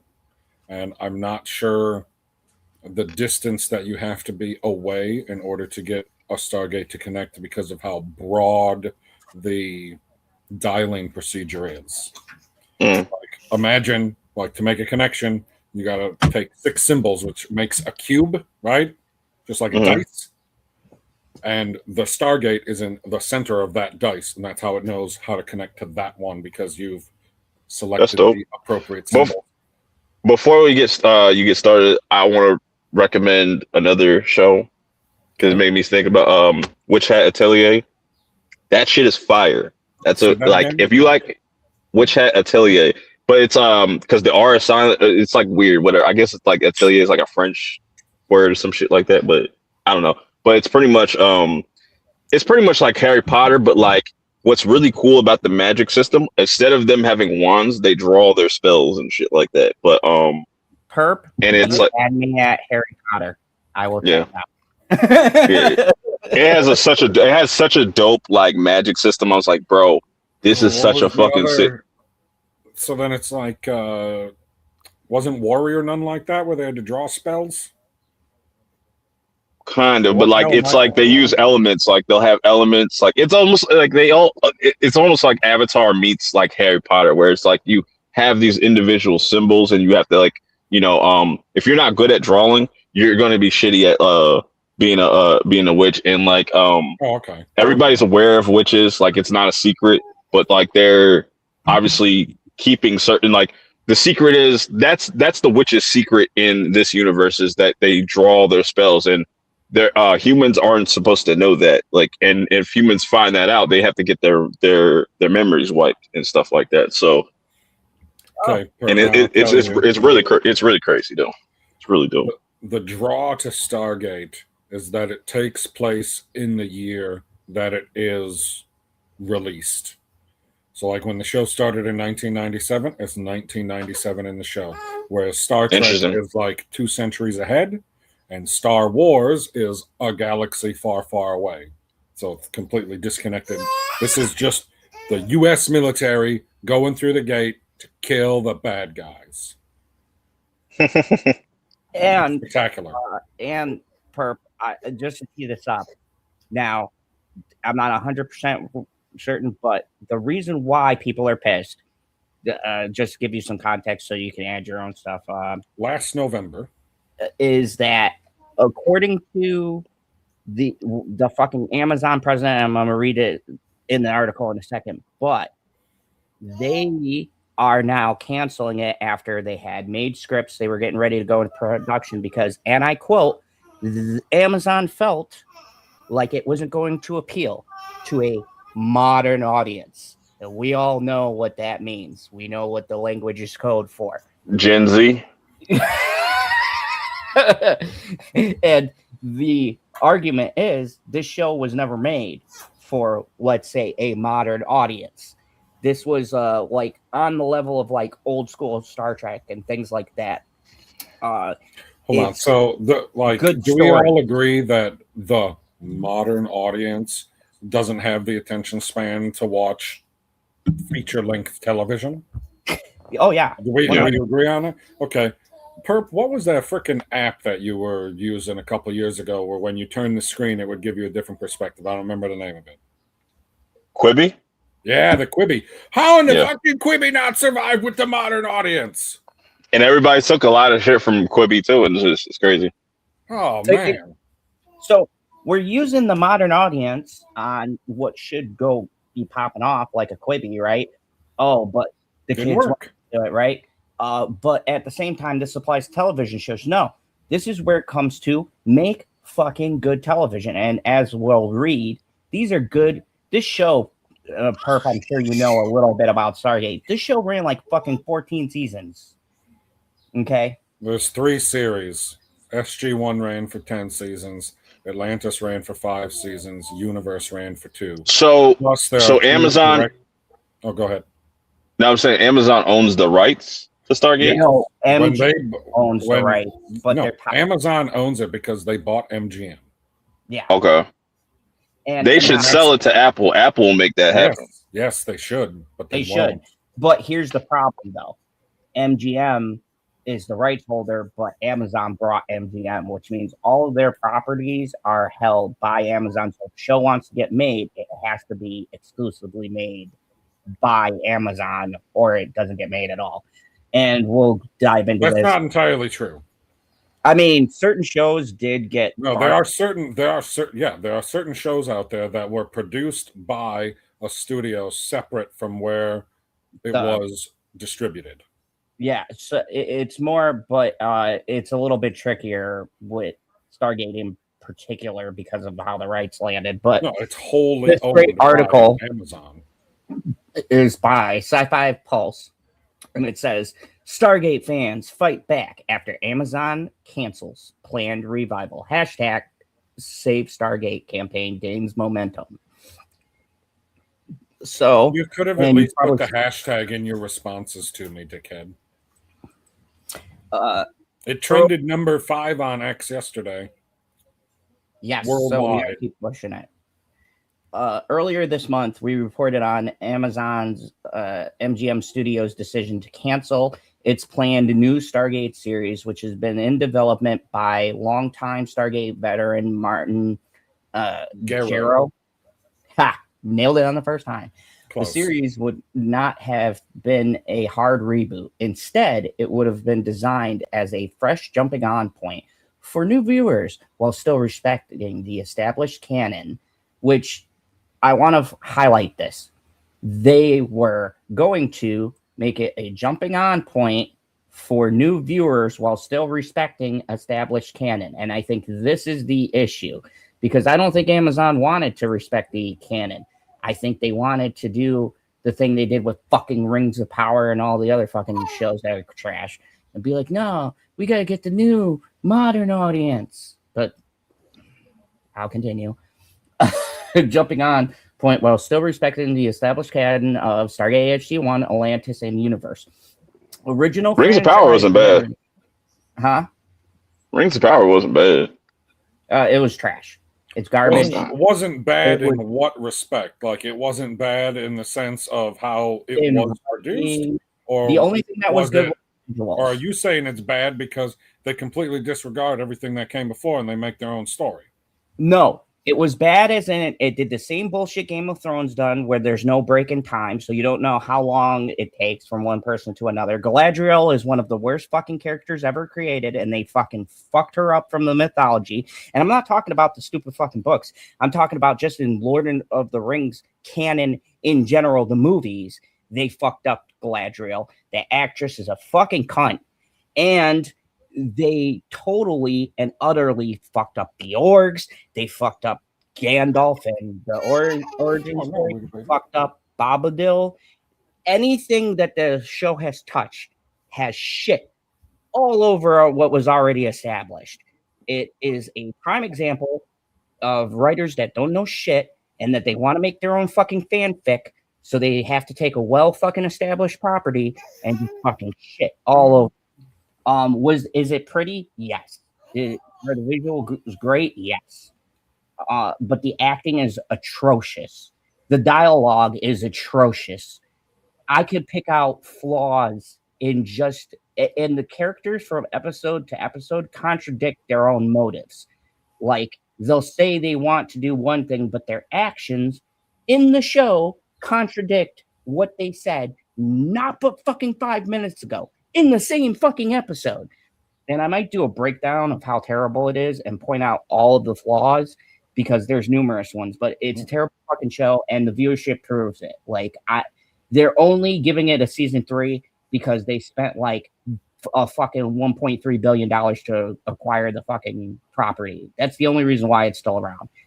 It's an example of them just giving a fuck. See you later, Perp. Go watch Stargate. Oh, all right. You can still say goodbye to him. Oh, see you later, Perp. Don't be upset with her, baby. The baby like Perp. So, while still respecting his established character. Okay. Original franchise veterans Brad Wright and Joseph, I can never say his name. Malozzi. Were Wow, that was awful. Yeah, were also involved as consulting producers. However, the reported reasons behind the cancellations has sparked growing backlash from both fans and members of the franchise creative team. So we're actually aligned. More and more actors are getting on board. Did you know that? This week, Rachel Luttrell was on it. Oh, okay. Is that in this article? Yeah. Michael Shanks was the first one. Like, Michael Shanks is like, we need to make more Stargate. Which, by the way, can we just acknowledge Michael Shanks is a GOAT. Not just for his work in Stargates, but I saw him in Burn Notice and things like that. He's just fucking great actor in general. But anyways, according to various reports, Amazon's executives were concerned that Guerrero's take on the series would not have broad enough appeal beyond the existing Stargate fan base. That claim has not gone down particularly well from those who were directly involved in developing the project. So let's just stop right there and highlight that. Amazon execs were concerned that Guerrero's take on the series would not have broad enough appeal beyond existing Stargate fan base. Here's my question, PB, and this is the question we faced with many of these franchises. If you are making something, right, do we want to just appeal to the fans? Yes, you do, but okay, I get it. You're an exec. You want to appeal to the most people possible. This is your streaming service, but you also want to appeal to the people that are going to watch the show. Every time they try to appeal to a broader audience, they wind up changing the show to where it's not the show that people signed up for, right?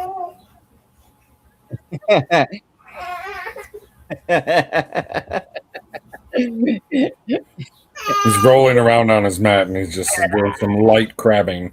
What's up, bitchy unicorn? So let me ask you something.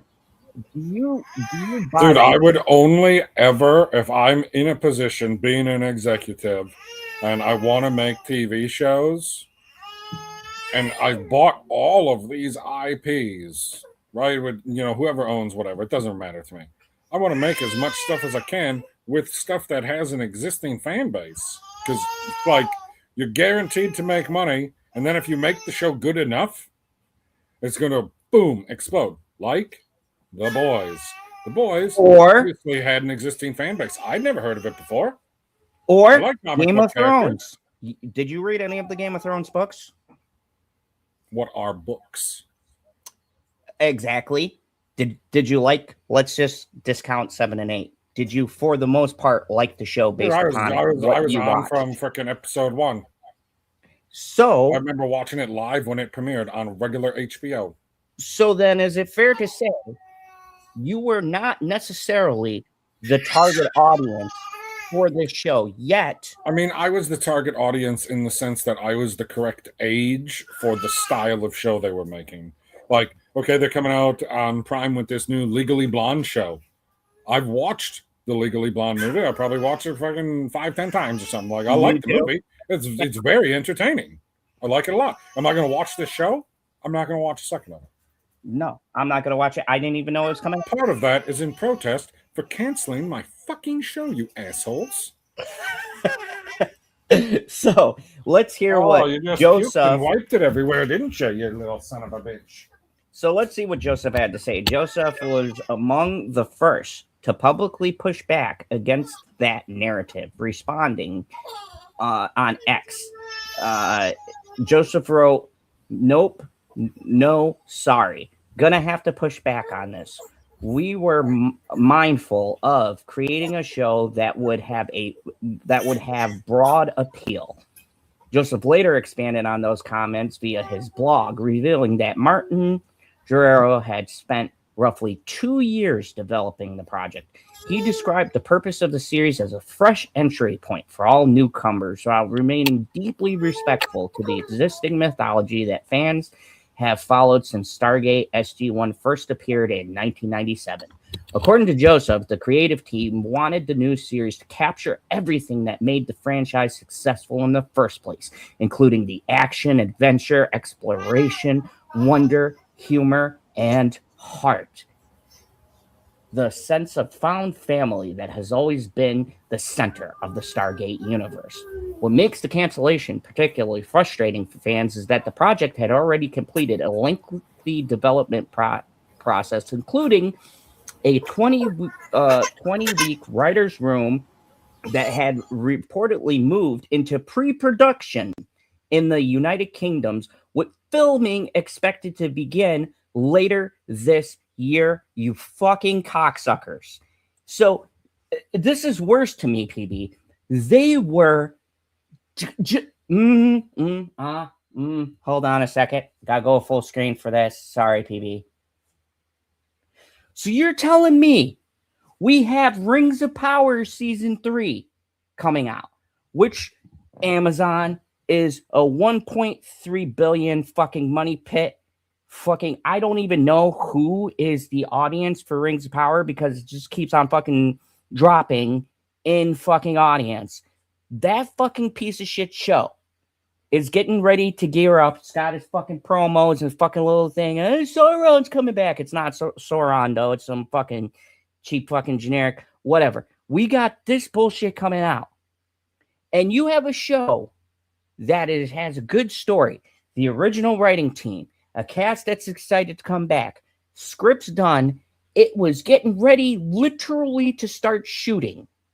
Like you had told them, yeah, boys, we're in this. We're going to do it.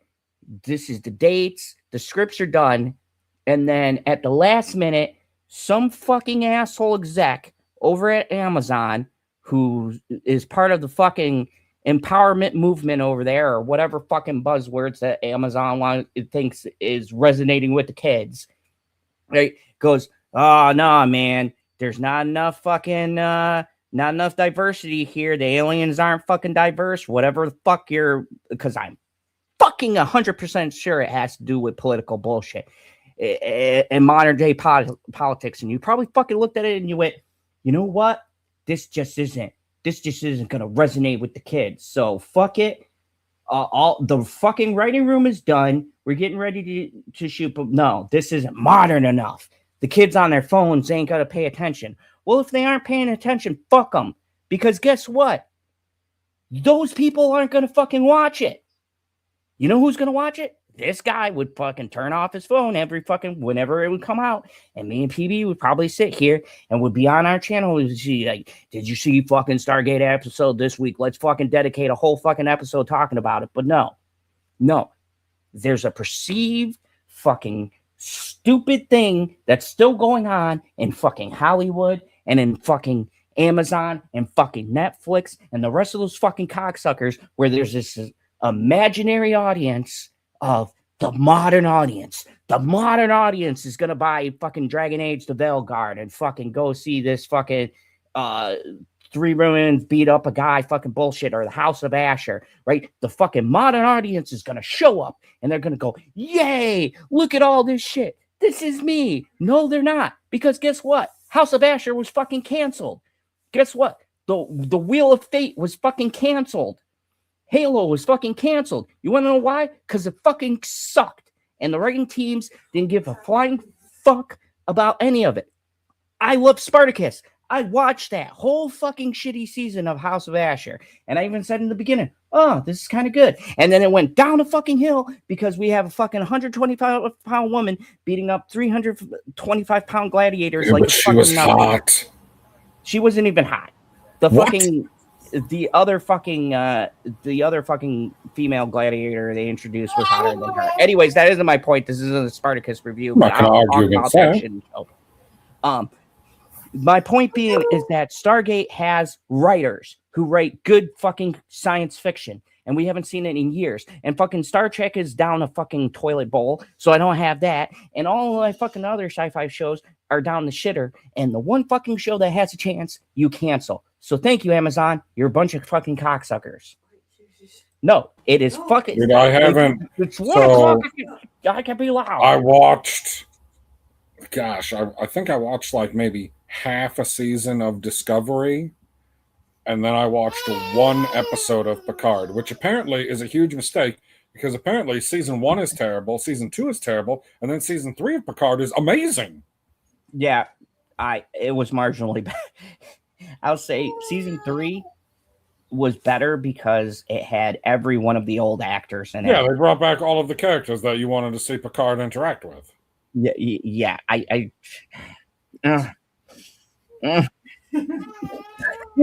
bet she's laughing. Well, what if they would have switched it up, and what if season 3 was season 1, and then you just continue the story from there? Would the show have been way better?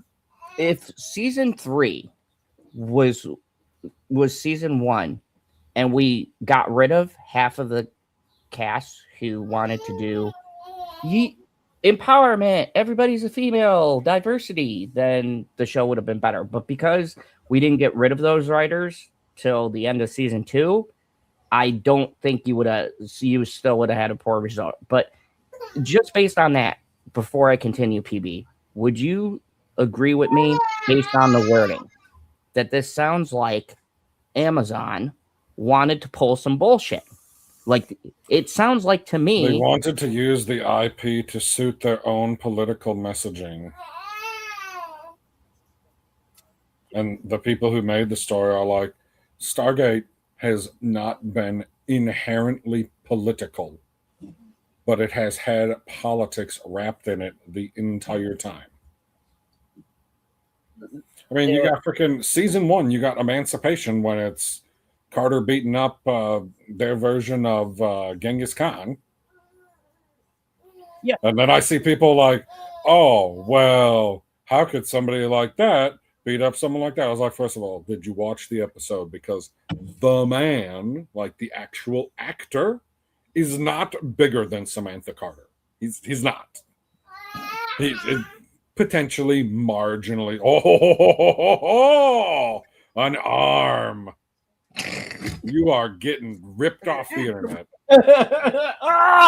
See, I believe in strong and empowered women. You just slap me. Right. And I was like, wait a second. So you're telling me Empowered woman. that somebody who is at a size disadvantage can't make that up with a training advantage? Because I will guarantee you that the United States Special Forces are training their people better than they were out on the fucking steppe in Mongolia. Let me put it to you this way. Why could I buy something like, say, let's say we have, I'm trying to think of the best one. Okay. All right. Perfect example. There is a movie called Stargate: The Ark of Truth. No. Stargate Continuum. Day of the Dead. What is it called? It stars Bo. Fuck. Hold on, I got to look it up. It'd probably be easier to figure it out if you didn't keep looking over at your naked lady. I'm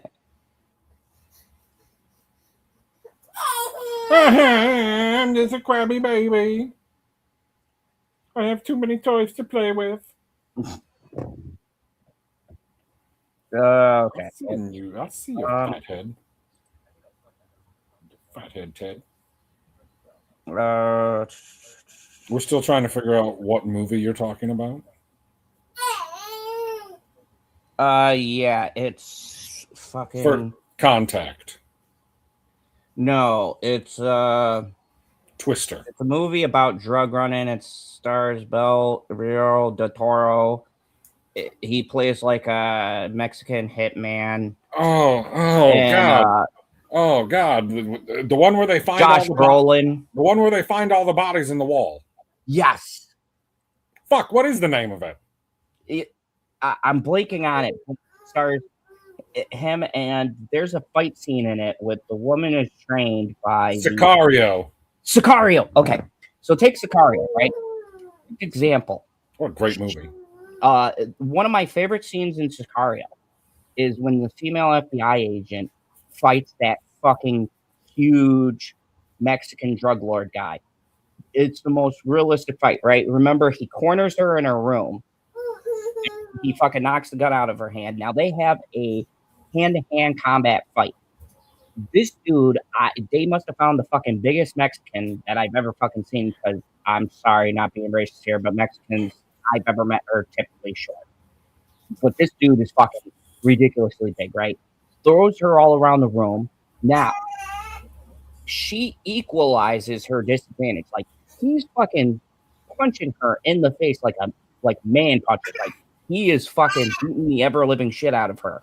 She takes a fucking corded phone, because remember, she's like in the hotel room, smashes him over the head with it, wraps the fucking cord around his neck, starts strangling him. He fucking powers out of that shit, and he's fucking tossing her from one end of the room to the other. Now, she has a knife on, I think it's like in her like boot or something, because they hinted towards it, and she fucking stabs him in the fucking foot. And then she finds her gun and she shoots him in the head. But when they find her, she's fucking beat to shit. Now, she still won the fight, but she did it. She used her speed, thinking, like looking at the environment, seeing what she can use. She used objects around her. To me, I don't have problem with women winning fights. It's not impossible. A woman can win even if she is outmatched. I don't buy the bullshit that women can't win fights. It's total bullshit. I was a martial arts instructor. I taught this shit. It is not impossible. And you can say this for guys. A guy like me who's shorter and like, we'll say 150. I'm going to say 150 pounds. Fuck you. Right? Are you rounding up or down? I'm rounded up, you son of a bitch. Okay, so we'll say a guy like me. How much does he weigh, bitchy? Honey, PB was asking how much I weigh. She says she doesn't know because the scale's broke right now. So fat enough to break the scale. Fuck you. Dude, I'm super fat now too. $1.80. That's all you're getting from me. So almost an entire man. Continue. She said I'm not that fat, so I'm just thank trying you, to. honey, I'm I trying love to you. picture you fighting Paulie. Yeah, so picture me like fighting someone 300 pounds, right? We'll say solid muscle. Now, can I realistically win against this person? Like, look at these guns, all right? I've been working out a little bit, but I wouldn't say I'm gonna win a bench pressing contest. But can someone like me win against someone 300 pounds? 100%. Because Especially if you shoot him in the head like she did. yeah, I'm not going to fight the person trying to outmatch their strength. I'm going to use speed and I'm going to use everything in my environment against the No, person. you gotta do what General Landry said. We're gonna use our strengths against their weaknesses. Exactly. So, do I buy into this thing where people are saying you're sexist? You think women can't? No, I'm saying that what the problem No, is. sexist, I sexualize everybody. The problem is that shows and movies are trying to make women into men, which is just not the way you show a strong, powerful woman. Show her using her speed and her obvious agility. Show her using her smarts. Things that are inherent to people. Like my fiance, for instance, for all you guys who don't know, bitchy unicorn. Could she outsmart me and take me out? 100%. Is she probably plotting on me right now? 100%. Can I outplot her? No. I don't think you can out physical her either. So the question is, do I want to out physical her? I mean, kind of. I bet you kind of do. I'm sure you got your moments. Look, I got my moments. Sure, if me and Bitchy had a straight up fight, could I outpower her? If I really put my weight into it, probably. I was talking about the horizontal salsa. She just said from the room, you know what happened last time. But she's the one who chokes you. Oh, yeah. And all I got to say about that is giggity. So, according to Joseph, the creative team wanted... Stargate was going to look so good with the modern visuals. Oh, my God. So, what makes the cancellation particularly frustrating for fans is the project... Okay, I had already...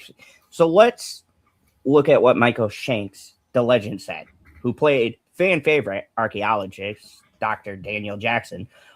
Also, joined the growing fan campaign, posting numerously, I added that, on X. Shanks urged fans to make their voices heard. I'm going to simply say this. If you are at all interested in Stargate show with any of the original creators, performers involved, now is the time to say something. Otherwise, it will really be the end of that chapter forever. Let them know you are there. Fucking legend. Since Zod then, has yet to send one tweet with the hashtag Save Stargate. Look, I've had a lot going on. I still signed it. God damn it. You could have went on there and you could have made a post, just a post, and it would say Save Stargate. That's it. Just use it. Don't say anything else. Just put the hashtag on there, and you're like, I'm busy teaching myself. Sorry. I'm a vet. Anyways. Don't be cranky, little baby.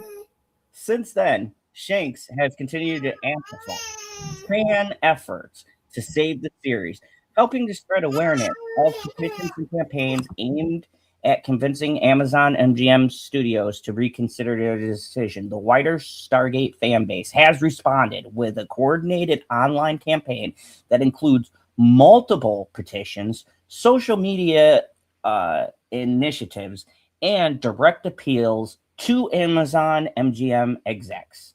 The largest petition currently online, titled Save the Stargate Series, Let Martin Guerrero Build the Future of the Franchise, has already attracted tens of thousands of signatures and continues to gain support. Other petitions include petition Amazon Studios to save Stargate series, save Stargate with Martin Guerrero, and urges Amazon to reconsider the new Stargate series. Meanwhile, fan-led websites WeWantStargate.com has emerged as a central hub for supporters of the campaign. Adding... Guy, did you see the... I don't know if it's going to say it here. Did you see the plane that a bunch of people got together and purchased to fly the banner over the studio? Yes, I did see that. I had an article like that, but I didn't use this one because I didn't use that one because this one dove more into what the Amazon execs said that were fucking retarded, and I wanted to talk about that. So, but yeah, that is amazing. Adding further fuel to the debate, Joseph also rejected the suggestion that existing fans would automatically support any Stargate project regardless of its quality. Responding to the discussion online, he wrote, "Fans aren't sheep." This guy should get an award. Like, everything he says is 100% of what we've been talking about, PD, on this channel since we started it. This guy gets it. Fans aren't sheep that will follow any version of a product simply because it's vaguely familiar to them. I didn't watch Solo, a Star Wars story. Exactly. And I just want to highlight this again, because this is bringing it back to my first article. This is the problem with Star Wars, right? And it's not even saying that The Mandalorian doesn't have a built-in fan base, but it's saying the issue that Hollywood and now some of these streamers aren't getting. Fans aren't sheep that will follow any version of a product simply because it's vaguely familiar to them. They're going to maybe give you an episode, or they might give you 5 minutes of your movie. They will watch it, and if it is trash and it is not what they like, they will tell you. And this is something that I think that these people aren't getting. They seem to think that you could just put any fucking show, any label, any title, slap a fucking familiar thing on it, and go, look, it's the thing. It's the thing. Remember, this is the thing that you like. And they think they're going to get all of the fucking money because people are going to be like, oh, look, it's my favorite thing. It's my favorite thing. I love the thing. So I'm going to just throw money at you because you said the line that I like. This has been going on for years. And I think Stargate should be supported because of not only the fact that I'm a huge Stargate fan, I've watched it since the show has been out, or PB has been watching it since the show has gone out. This is also that these creators want to make the thing that we know and love, and they want to not only make the same thing and rehash it, but they want to give us something new. And what we've been seeing so often is that these companies think that you're stupid. This is what this guy is saying. And he thinks that if they just jingle the keys, or they say, oh, look, remember? This is almost like the scene you like in the other thing. And they think you're just a brain dead zombie that's going to go, oh, I love the thing. Give me more of the thing. People aren't stupid. But if we don't make it heard, and if we don't tell these companies that we're tired of being treated like we are fucking stupid, then you're going to get fucking the 5th fucking Lilo and Stitch and another fucking remake, because these stupid companies are going to think that that's what you want, and they don't give a fuck about all of the shit that they say they care about. They just care about the money. I will continue to watch Lilo and Stitch as long as they have the older sister. that it's we need to show them that it's about more than just ooh shiny, right? It's good storytelling and creativity. That's what you need. So I love that statement. But while Amazon MGM Studios has yet to publicly respond to the growing backlash, the message from fans is clear. They believe the studio may have just walked away from a project that had the support of key franchise creators, a passionate fan base, and a creative team that understood exactly what made Stargate endure for nearly 3 decades. Whether the campaign ultimately succeeds remains to be seen, but for now, one thing is certain. Stargate fans are not prepared to let the gate close quietly. Fucking great. And I have a link to the article. Go check it out. Sci-Fi Pulse. I think they made a exceptional article. Wouldn't you agree, PB? This is probably the best article we've read. Stop trying to kick the computer, dickhead. Oh, hey there. So, PB, give us your thoughts whilst I go use the facility. I don't know what else we're supposed to do other than like continue to make a stink, continue to freaking contact people, continue to let them know that the thing that you love so much that you had already greenlit. I mean, I feel like that's the thing that's chapping all of our asses so much is the fact that it was greenlit. It was ready to go. Everybody, I mean, the way that they set up the reveal last year in November, in the sense that they all knew it was going on and were like, we're going to do the reveal with the fans, that was spectacular. And now we're sitting here 6-7 months later and we're like, well, what happened? Like, we didn't go anywhere. All of the fans are still here. Like, do you think you were going to make such a poor show, or did you want to make such a poor show that it's going to push all of the fans out, but you're going to bring in all of these new people to replace us, and you think that you're going to have enough of them to make money? Like, I just don't understand that. When you got the built-in fan base of millions upon millions of people around the world, like, I can't think of anything out there that has a broader appeal than Stargate. Like, yeah, it's sci-fi, For us. but it's also got plenty of stuff in it that has no sci-fi connection at all. There are all kinds of episodes where they don't even necessarily go through the gate and there isn't a sci-fi element to it. I mean, then they also go the other way where you got the supernatural aspect of it. Like everything to do with the ancients and ascended beings, that's not a science part. That is a spiritual part, which is why the replicators can't ascend. Like, oh man, the way everything's connected. Like, I think of some other IP that has a broader appeal than Stargate, because I don't think you're going to find it. Like, as George Lucas, Star Wars is for kids. That's what George said. I got one that adults longer until they destroyed it this year, and that would be in sad face. And probably don't hate me, PB. What? Wait, I didn't hear. What did you say the name of the thing yet? The Doctor Who. I would say if there's one show that eclipses my love for anything else sci-fi, and it's just because I have a very special connection to it. My grandfather, rest his soul, before he passed, he showed me Doctor Who when I was a youngin'. So Doctor Who to me is kind of like what Doctor Who was my Stargate before Stargate. But I would say that would be the only thing that I could think of that has lasted and had a bigger impact longer, if not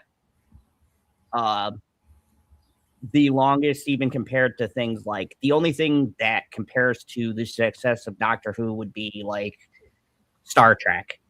Like if we're talking 30-40 years of enduring. I don't think there's not a single TV show that can compare to Doctor Who, but it's also like you could probably compare a lot of things to it and say they're more successful because Doctor Who, being a BBC show, doesn't exclusively have to make money. If that makes sense to you. Like if they lose money on a season, not a big deal to them. If you kick this fucking computer guy, I swear to God. It did become a big deal because I don't know if you heard. No, I'm saying that when they got their projections, like, okay, like we've been talking about movies, and we all say, well, if it doesn't make money, it's like, no, it has to make a certain amount of money. Like you could, let's say, Mandalorian and Grogu makes them like net, not gross, but net. Let's say they net $10 million, right? Like, oh, well, we put all this money into it. We put all the advertising into it, all the production into it. We made $10 million. That's probably not enough for Disney. You know what I mean? Like everybody, every company out there has a set number of what they need to make on something for it to be successful for them. Just because you did make money doesn't mean you made enough money to warrant anything coming after it. And here's the thing that makes me sad because I don't know if you heard the news because I know you're not as big of a fan, but Doctor Who actually is now dead. Officially, they haven't found anyone to play the Doctor, from what I understand. It's not just that Disney dropped them; they don't have a distributor. Well, how many Doctors do they have left? He only gets 13 lives, right? Yeah. Okay, which one are we on? They had a woman, and it tanked the show. Yeah, they had a woman, and it was absolute dog shit. They tried a black woman and tanked the show. They did. Wait, so it wasn't a white woman? They had a white woman. They had a black woman. Take the show. Actually, that's the season that killed Doctor Who. She said it's because they didn't have an Asian woman. She might be right. We need that one. She said drink the milk. It works better than inhaling the milk. She said Doctor Who failed because it didn't have a fat, blind Asian woman. I can't argue against that. Oh, look at the baby. Oh, the baby's back. Oh, Bitchy says she can't get up, but she's happy. Release the child. He's being a real dickbag right now. You want to know why? He's pissed off that they canceled Stargate. I watch Stargate every day. Every day. Right now, we're on season 5 of Atlantis because that's what Roku's playing. So you heard it here. The baby is upset because they are not bringing him new Stargate. Quite obviously. Bitchy has nicknamed your child Grogu. Why? He said The child. because he's the child. Remember, it's season 1 they call him the child. So yeah, has he moved anything, PD, with his mind? He barely moves himself with his mind. He can move his balls. She said he can move his bowels. I'm disappointed with who changes Grogu's diapers. He does, obviously. Grogu changes his own diapers? Yeah, he uses the Force. Okay, now I got another question that I just came up with a couple days ago. So we see the Asgard entirely, right? Like you see their entire body. Like They even make the point is he supposed to be like that? Or is he supposed to have pants on? No pants, right? Yep. Okay. I don't see a butthole either. Have you ever seen an Asgard butthole? I can't say that I have. Okay. But we have in the episode where Thor and Carter take on the replicators and he beams in the food, right? I like the yellow ones. Remember? Yes. So they eat food in through their mouth. They eat food in through their mouth, but there is no butthole. Where does it go?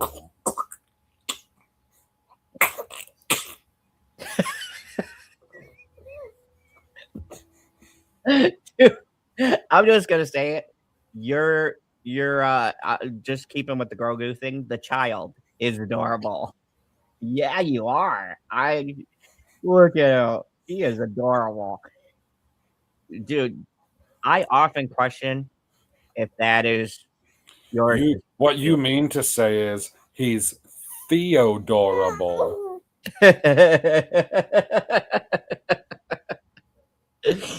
So let's just Are you gonna fucking do a tweet with Save Stargate now? oh my god, yes.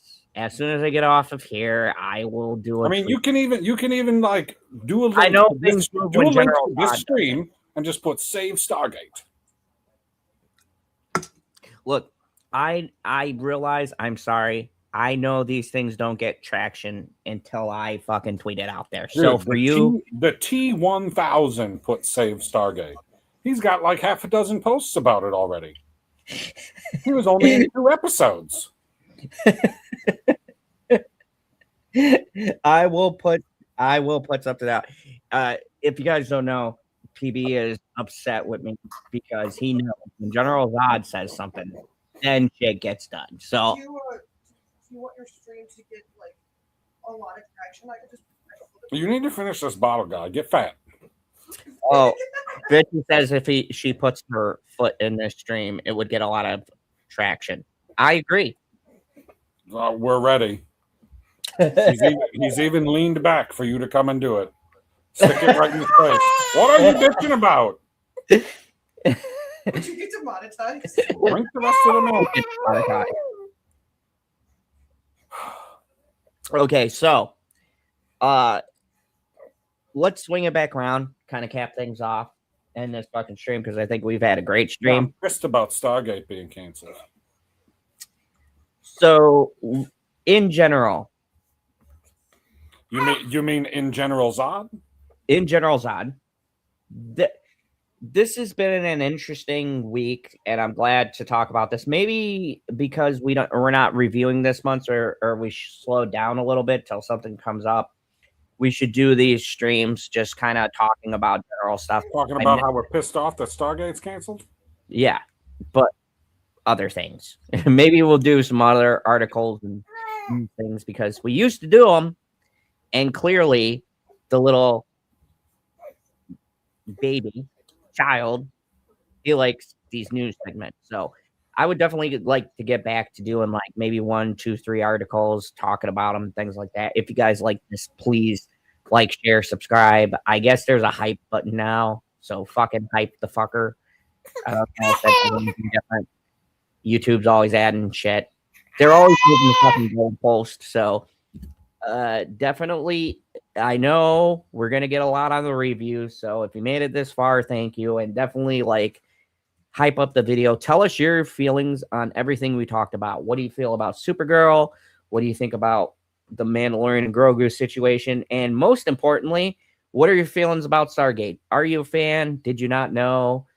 I think this is important because Stargate in particular shows that we're still being ignored for things we want. While it appears, right, that things are changing, we're getting less strong, powerful women. Yay! We're getting more actually good movies and shows. I think we still need to get rid of this bullshit mindset that companies have that everything has to be modern. You have to make it for the fucking doom scrollers and the kids on Twitter. Okay, there is still an audience, and we need to get back to making shows that appeal to people. Let me give you an example. If they never gave Buffy a second season, it would not have been as big of a show as it was. But because, and I can't believe I'm going to say this, no, it wasn't CW at the time. It was WB. But because they gave that show a second season, and it was an amazing season, that show became a cultural icon. Stargate, same thing. Honestly, and this is the first compliment I'm going to give the Sci-Fi channel because they fucked up a lot of shows. But honestly, if it wasn't for Sci-Fi, who knows how many seasons we would have actually had. If it wasn't for Sci-Fi, we would have 5 seasons of Stargate SG-1, and that would be it. So we need, and nobody would give a shit about what's going on right now because you'd only have them 5 seasons. People would be like, yeah, I've seen it. It's all right. Well, it was great for them 5 seasons, but the fact that it was able to expand and continue, like, you have unlimited potential to tell stories in the Stargate universe. Unlimited. And so we need, like, you have a very limited potential to tell stories in, well, Lord of the Rings. Like, nobody gives a shit that happens outside of what's stated in the Lord of the Rings. They only care about how it's 100% connected agree. to that. Like, that's the problem that the MCU has had since Endgame is, how does this connect to Endgame? And I'll do you one. We want to talk about good revivals. One of my favorite revivals, and I'm going to be watching it when I get off of here now because I'm close to the ending. Scrubs came back. Oh, I thought you were going to say the New York Knicks came back and are now champions. Fuck the Knicks. I've never liked them. Oh, I've been a Chicago Bulls fan. Anyways, I love Michael Jordan. oh, I can't argue with that, but it's just weird to be like from New York and be like, fuck the Knicks. I fucking hate the Knicks. Anyways, and they're a Jersey team, so fuck them. Because the stadium is not actually in New York; it's in Jersey. Madison Square Garden isn't in New York. It's not. Knicks technically don't represent Madison Square Garden. Look it up. Every New York fan knows that. Their home court is Madison Square Garden. Not technically. It's a whole Yes, technically. So some teams don't play at Madison Square Garden. Some teams are like with the Giants and the Jets. The Jets are a New York team, but they're from fucking Jersey. Now, New York. I know that both football teams are in New Jersey. I know that. I know that the Nets used to be in New Jersey and they moved to Brooklyn. The Knicks play their home games at Madison Square Garden, located in Midtown Manhattan above Penn Station. You can't get more New York than that. Oh, then I hate Patrick Ewing. Anyways. No, Okay. I understand that it's the New Jersey Jets and the New Jersey Giants. Like, I get that. It's the Santa Clara 49ers. Yeah, not the fucking. Like, that one is way more egregious than just being literally on the other side of the river. They're like, we're going to move 60 miles away, and we're just going to keep our name the same. But that aside, fuck, what was I saying? Because I actually had a good point. You pissed me off with that, and I fucking lost my point. I couldn't even tell you what we were talking about. I can't tell you. I got so pissed. I can tell you, I'm pissed sorry, off. I'm a Chicago. That's the only Chicago team I like. Is the Bulls. Which I mean, I'm a man of a certain age, just like you are. So I also love Michael Jordan, and the Bulls were my favorite team for the longest time. Yeah. It's probably the only good team that ever came out of Chicago. Let's be real. Well, I mean, if we're talking about actual accomplishment, like the 85 Bears are from Chicago. The who? The 85 Bears defense. The who? Not really offense, but the 85 Bears defense.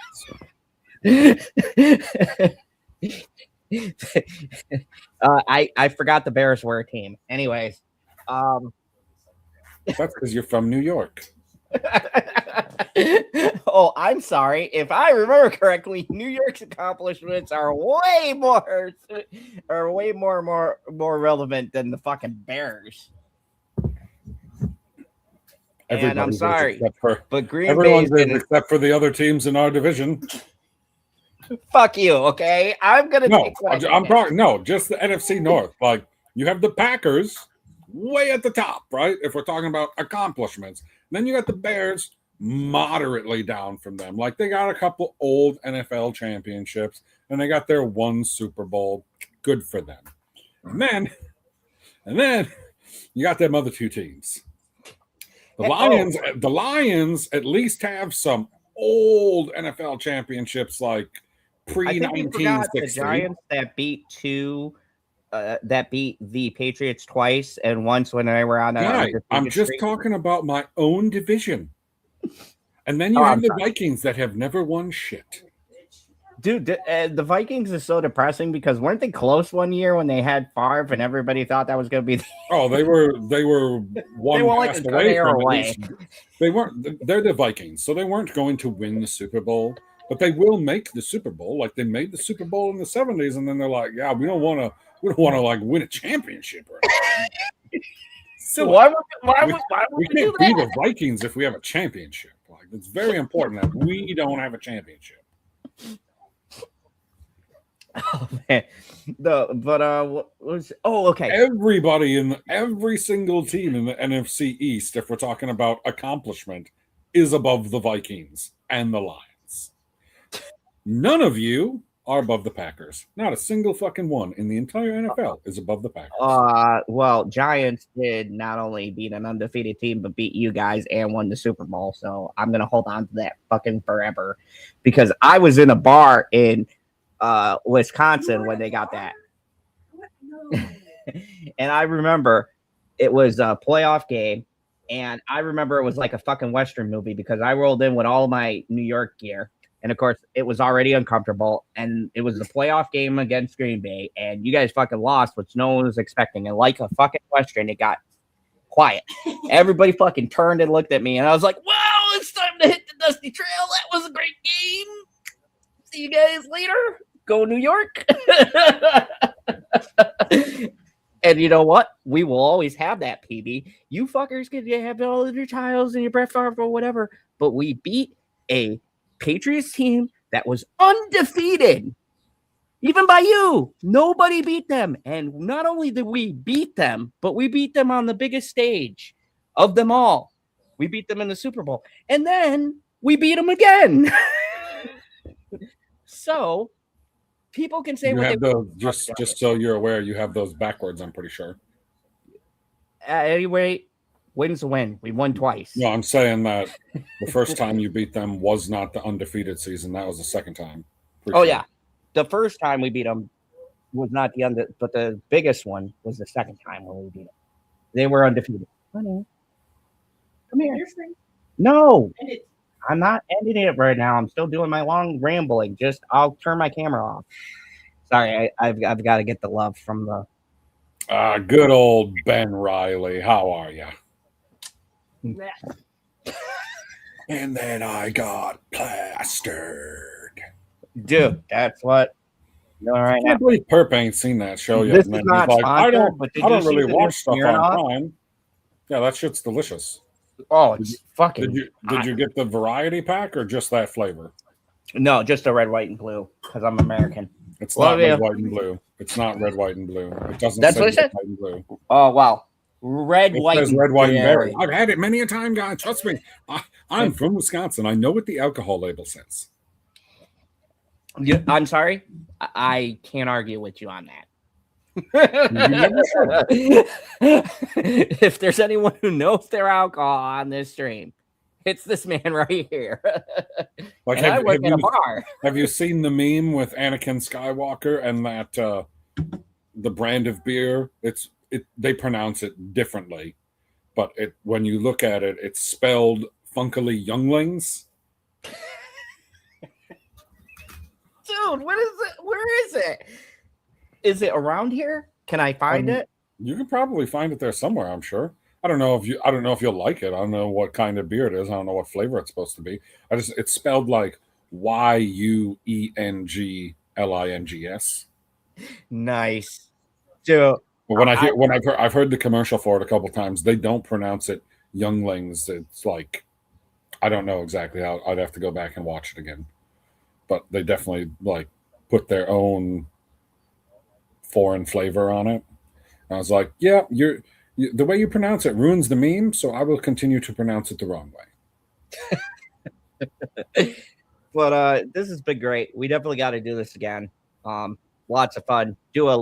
Instead of a late night talks, maybe an afternoon stream, just bullshit, talk about articles, like we used to do. I mean, afternoon works better for me now because like the baby sleeps at night, so I kind of have to sleep at night.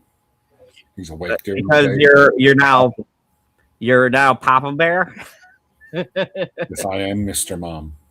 Thank you everybody for watching. We really appreciate this. This was super fun. Definitely come and join us. And thank you to moviepalette.com. Nice. Got that plugged in twice. Dude, I might get a bonus. Code Zone15. Save 15%. And also, too, thank you from Mark for moviepalette.com. This is the second year in a row. Guaranteed to arrive after purchase. But this is the second year in a row that MoviePalette.com has actually sponsored the channel, which I am fucking surprised that I got a sponsor. But yeah, they I'm had, sure they're surprised too. dude. Remember the first time I got it? I was like, None of us fucking believed you. Nobody believed me. I was like, dude, it's real. I've got a sponsor. His name's Mark. He's like, bullshit. And he went on there. He tried to code it and goes, son of a bitch. Son of a bitch. So thank you to MoviePalette.com. Thank you to Mark over at MoviePalette.com, who's been working with me for 2 years now and accepts the fact that he picked a very unorthodox channel as sponsor. And you know what's funny? I do email Mark back and forth, and I believe his words last time we renewed the deal, and like his words are, "Yep, you guys are an unconventional channel." Little baby, stop tipping that over. So I really not only did I get my own movie palette from MoviePalette.com, but I don't believe in being a sponsor for someone who wants to change us. You know how some sponsors will be like, they'll give you a script and stuff like that. And the thing that stuck out to me is that they were like, hey, just say somewhere in the stream, somewhere in the video, just say MoviePalette.com, we're good to go. You don't need to. There's no script. There's nothing he sent me that I had to say. And that shows me like the business. You know what I mean? Like they're not trying to be this corporate thing. They believe in their quality. And I respect that, you know? It kind of goes with the style of stream that we do. We might not have the best backgrounds, but we do have the best opinions. Yes. And with our that said, opinion is, well, I guess it's not even this one. You can save 15% at MoviePalette.com with code ZONE15. That's a fact. yeah. And they always have deals. And they have great palettes. So it's And not it's even not just movies. You can also get the occasional TV show. Like I'm sure Stranger Things is on there. if you want to. No, you If just you're- want the first 4 seasons. If you're a fan still holding on to the fucking secret episode, can you still believe that shit is going on? This is still going on. Well, I mean, technically, yes, I can believe it's still going on because a lot of the people said that the secret episode wasn't supposed to come out until July. So at minimum, it can go on until July, until it doesn't come out. And then they'll be like, they pushed it back to September, guys. Just wait. You know what? The next episode that we do this, we should dive into stuff like that because We are not talking about Conformity Gate. We're talking about Stargate.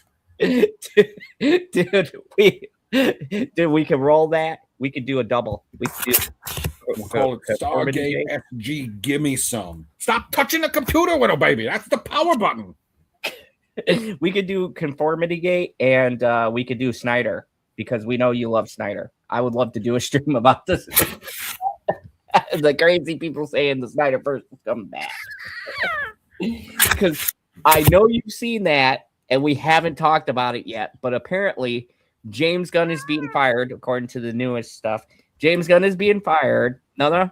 James Gunn's being fired, and Snyder is in talks with Warner Bros. He could be making fucking the fucking, what was that? Rebel Moon fucking 5. That could be what Warner Bros. Is buying. We don't know. You can move on to supposedly Rebel because Moon Warner Part Bros. shit. Is talking to him. He's taking back DC. That's what the Snyder fucking weirdos say. DC is coming back home to Zach. Well, and I know you love talking to those people. I have to start making videos on Profits of Geek Culture again. Anyways, thank you guys for watching. As always, remember, there is only one rule here in the Phantom Zone. Kneel before. Hashtag save Stargate. I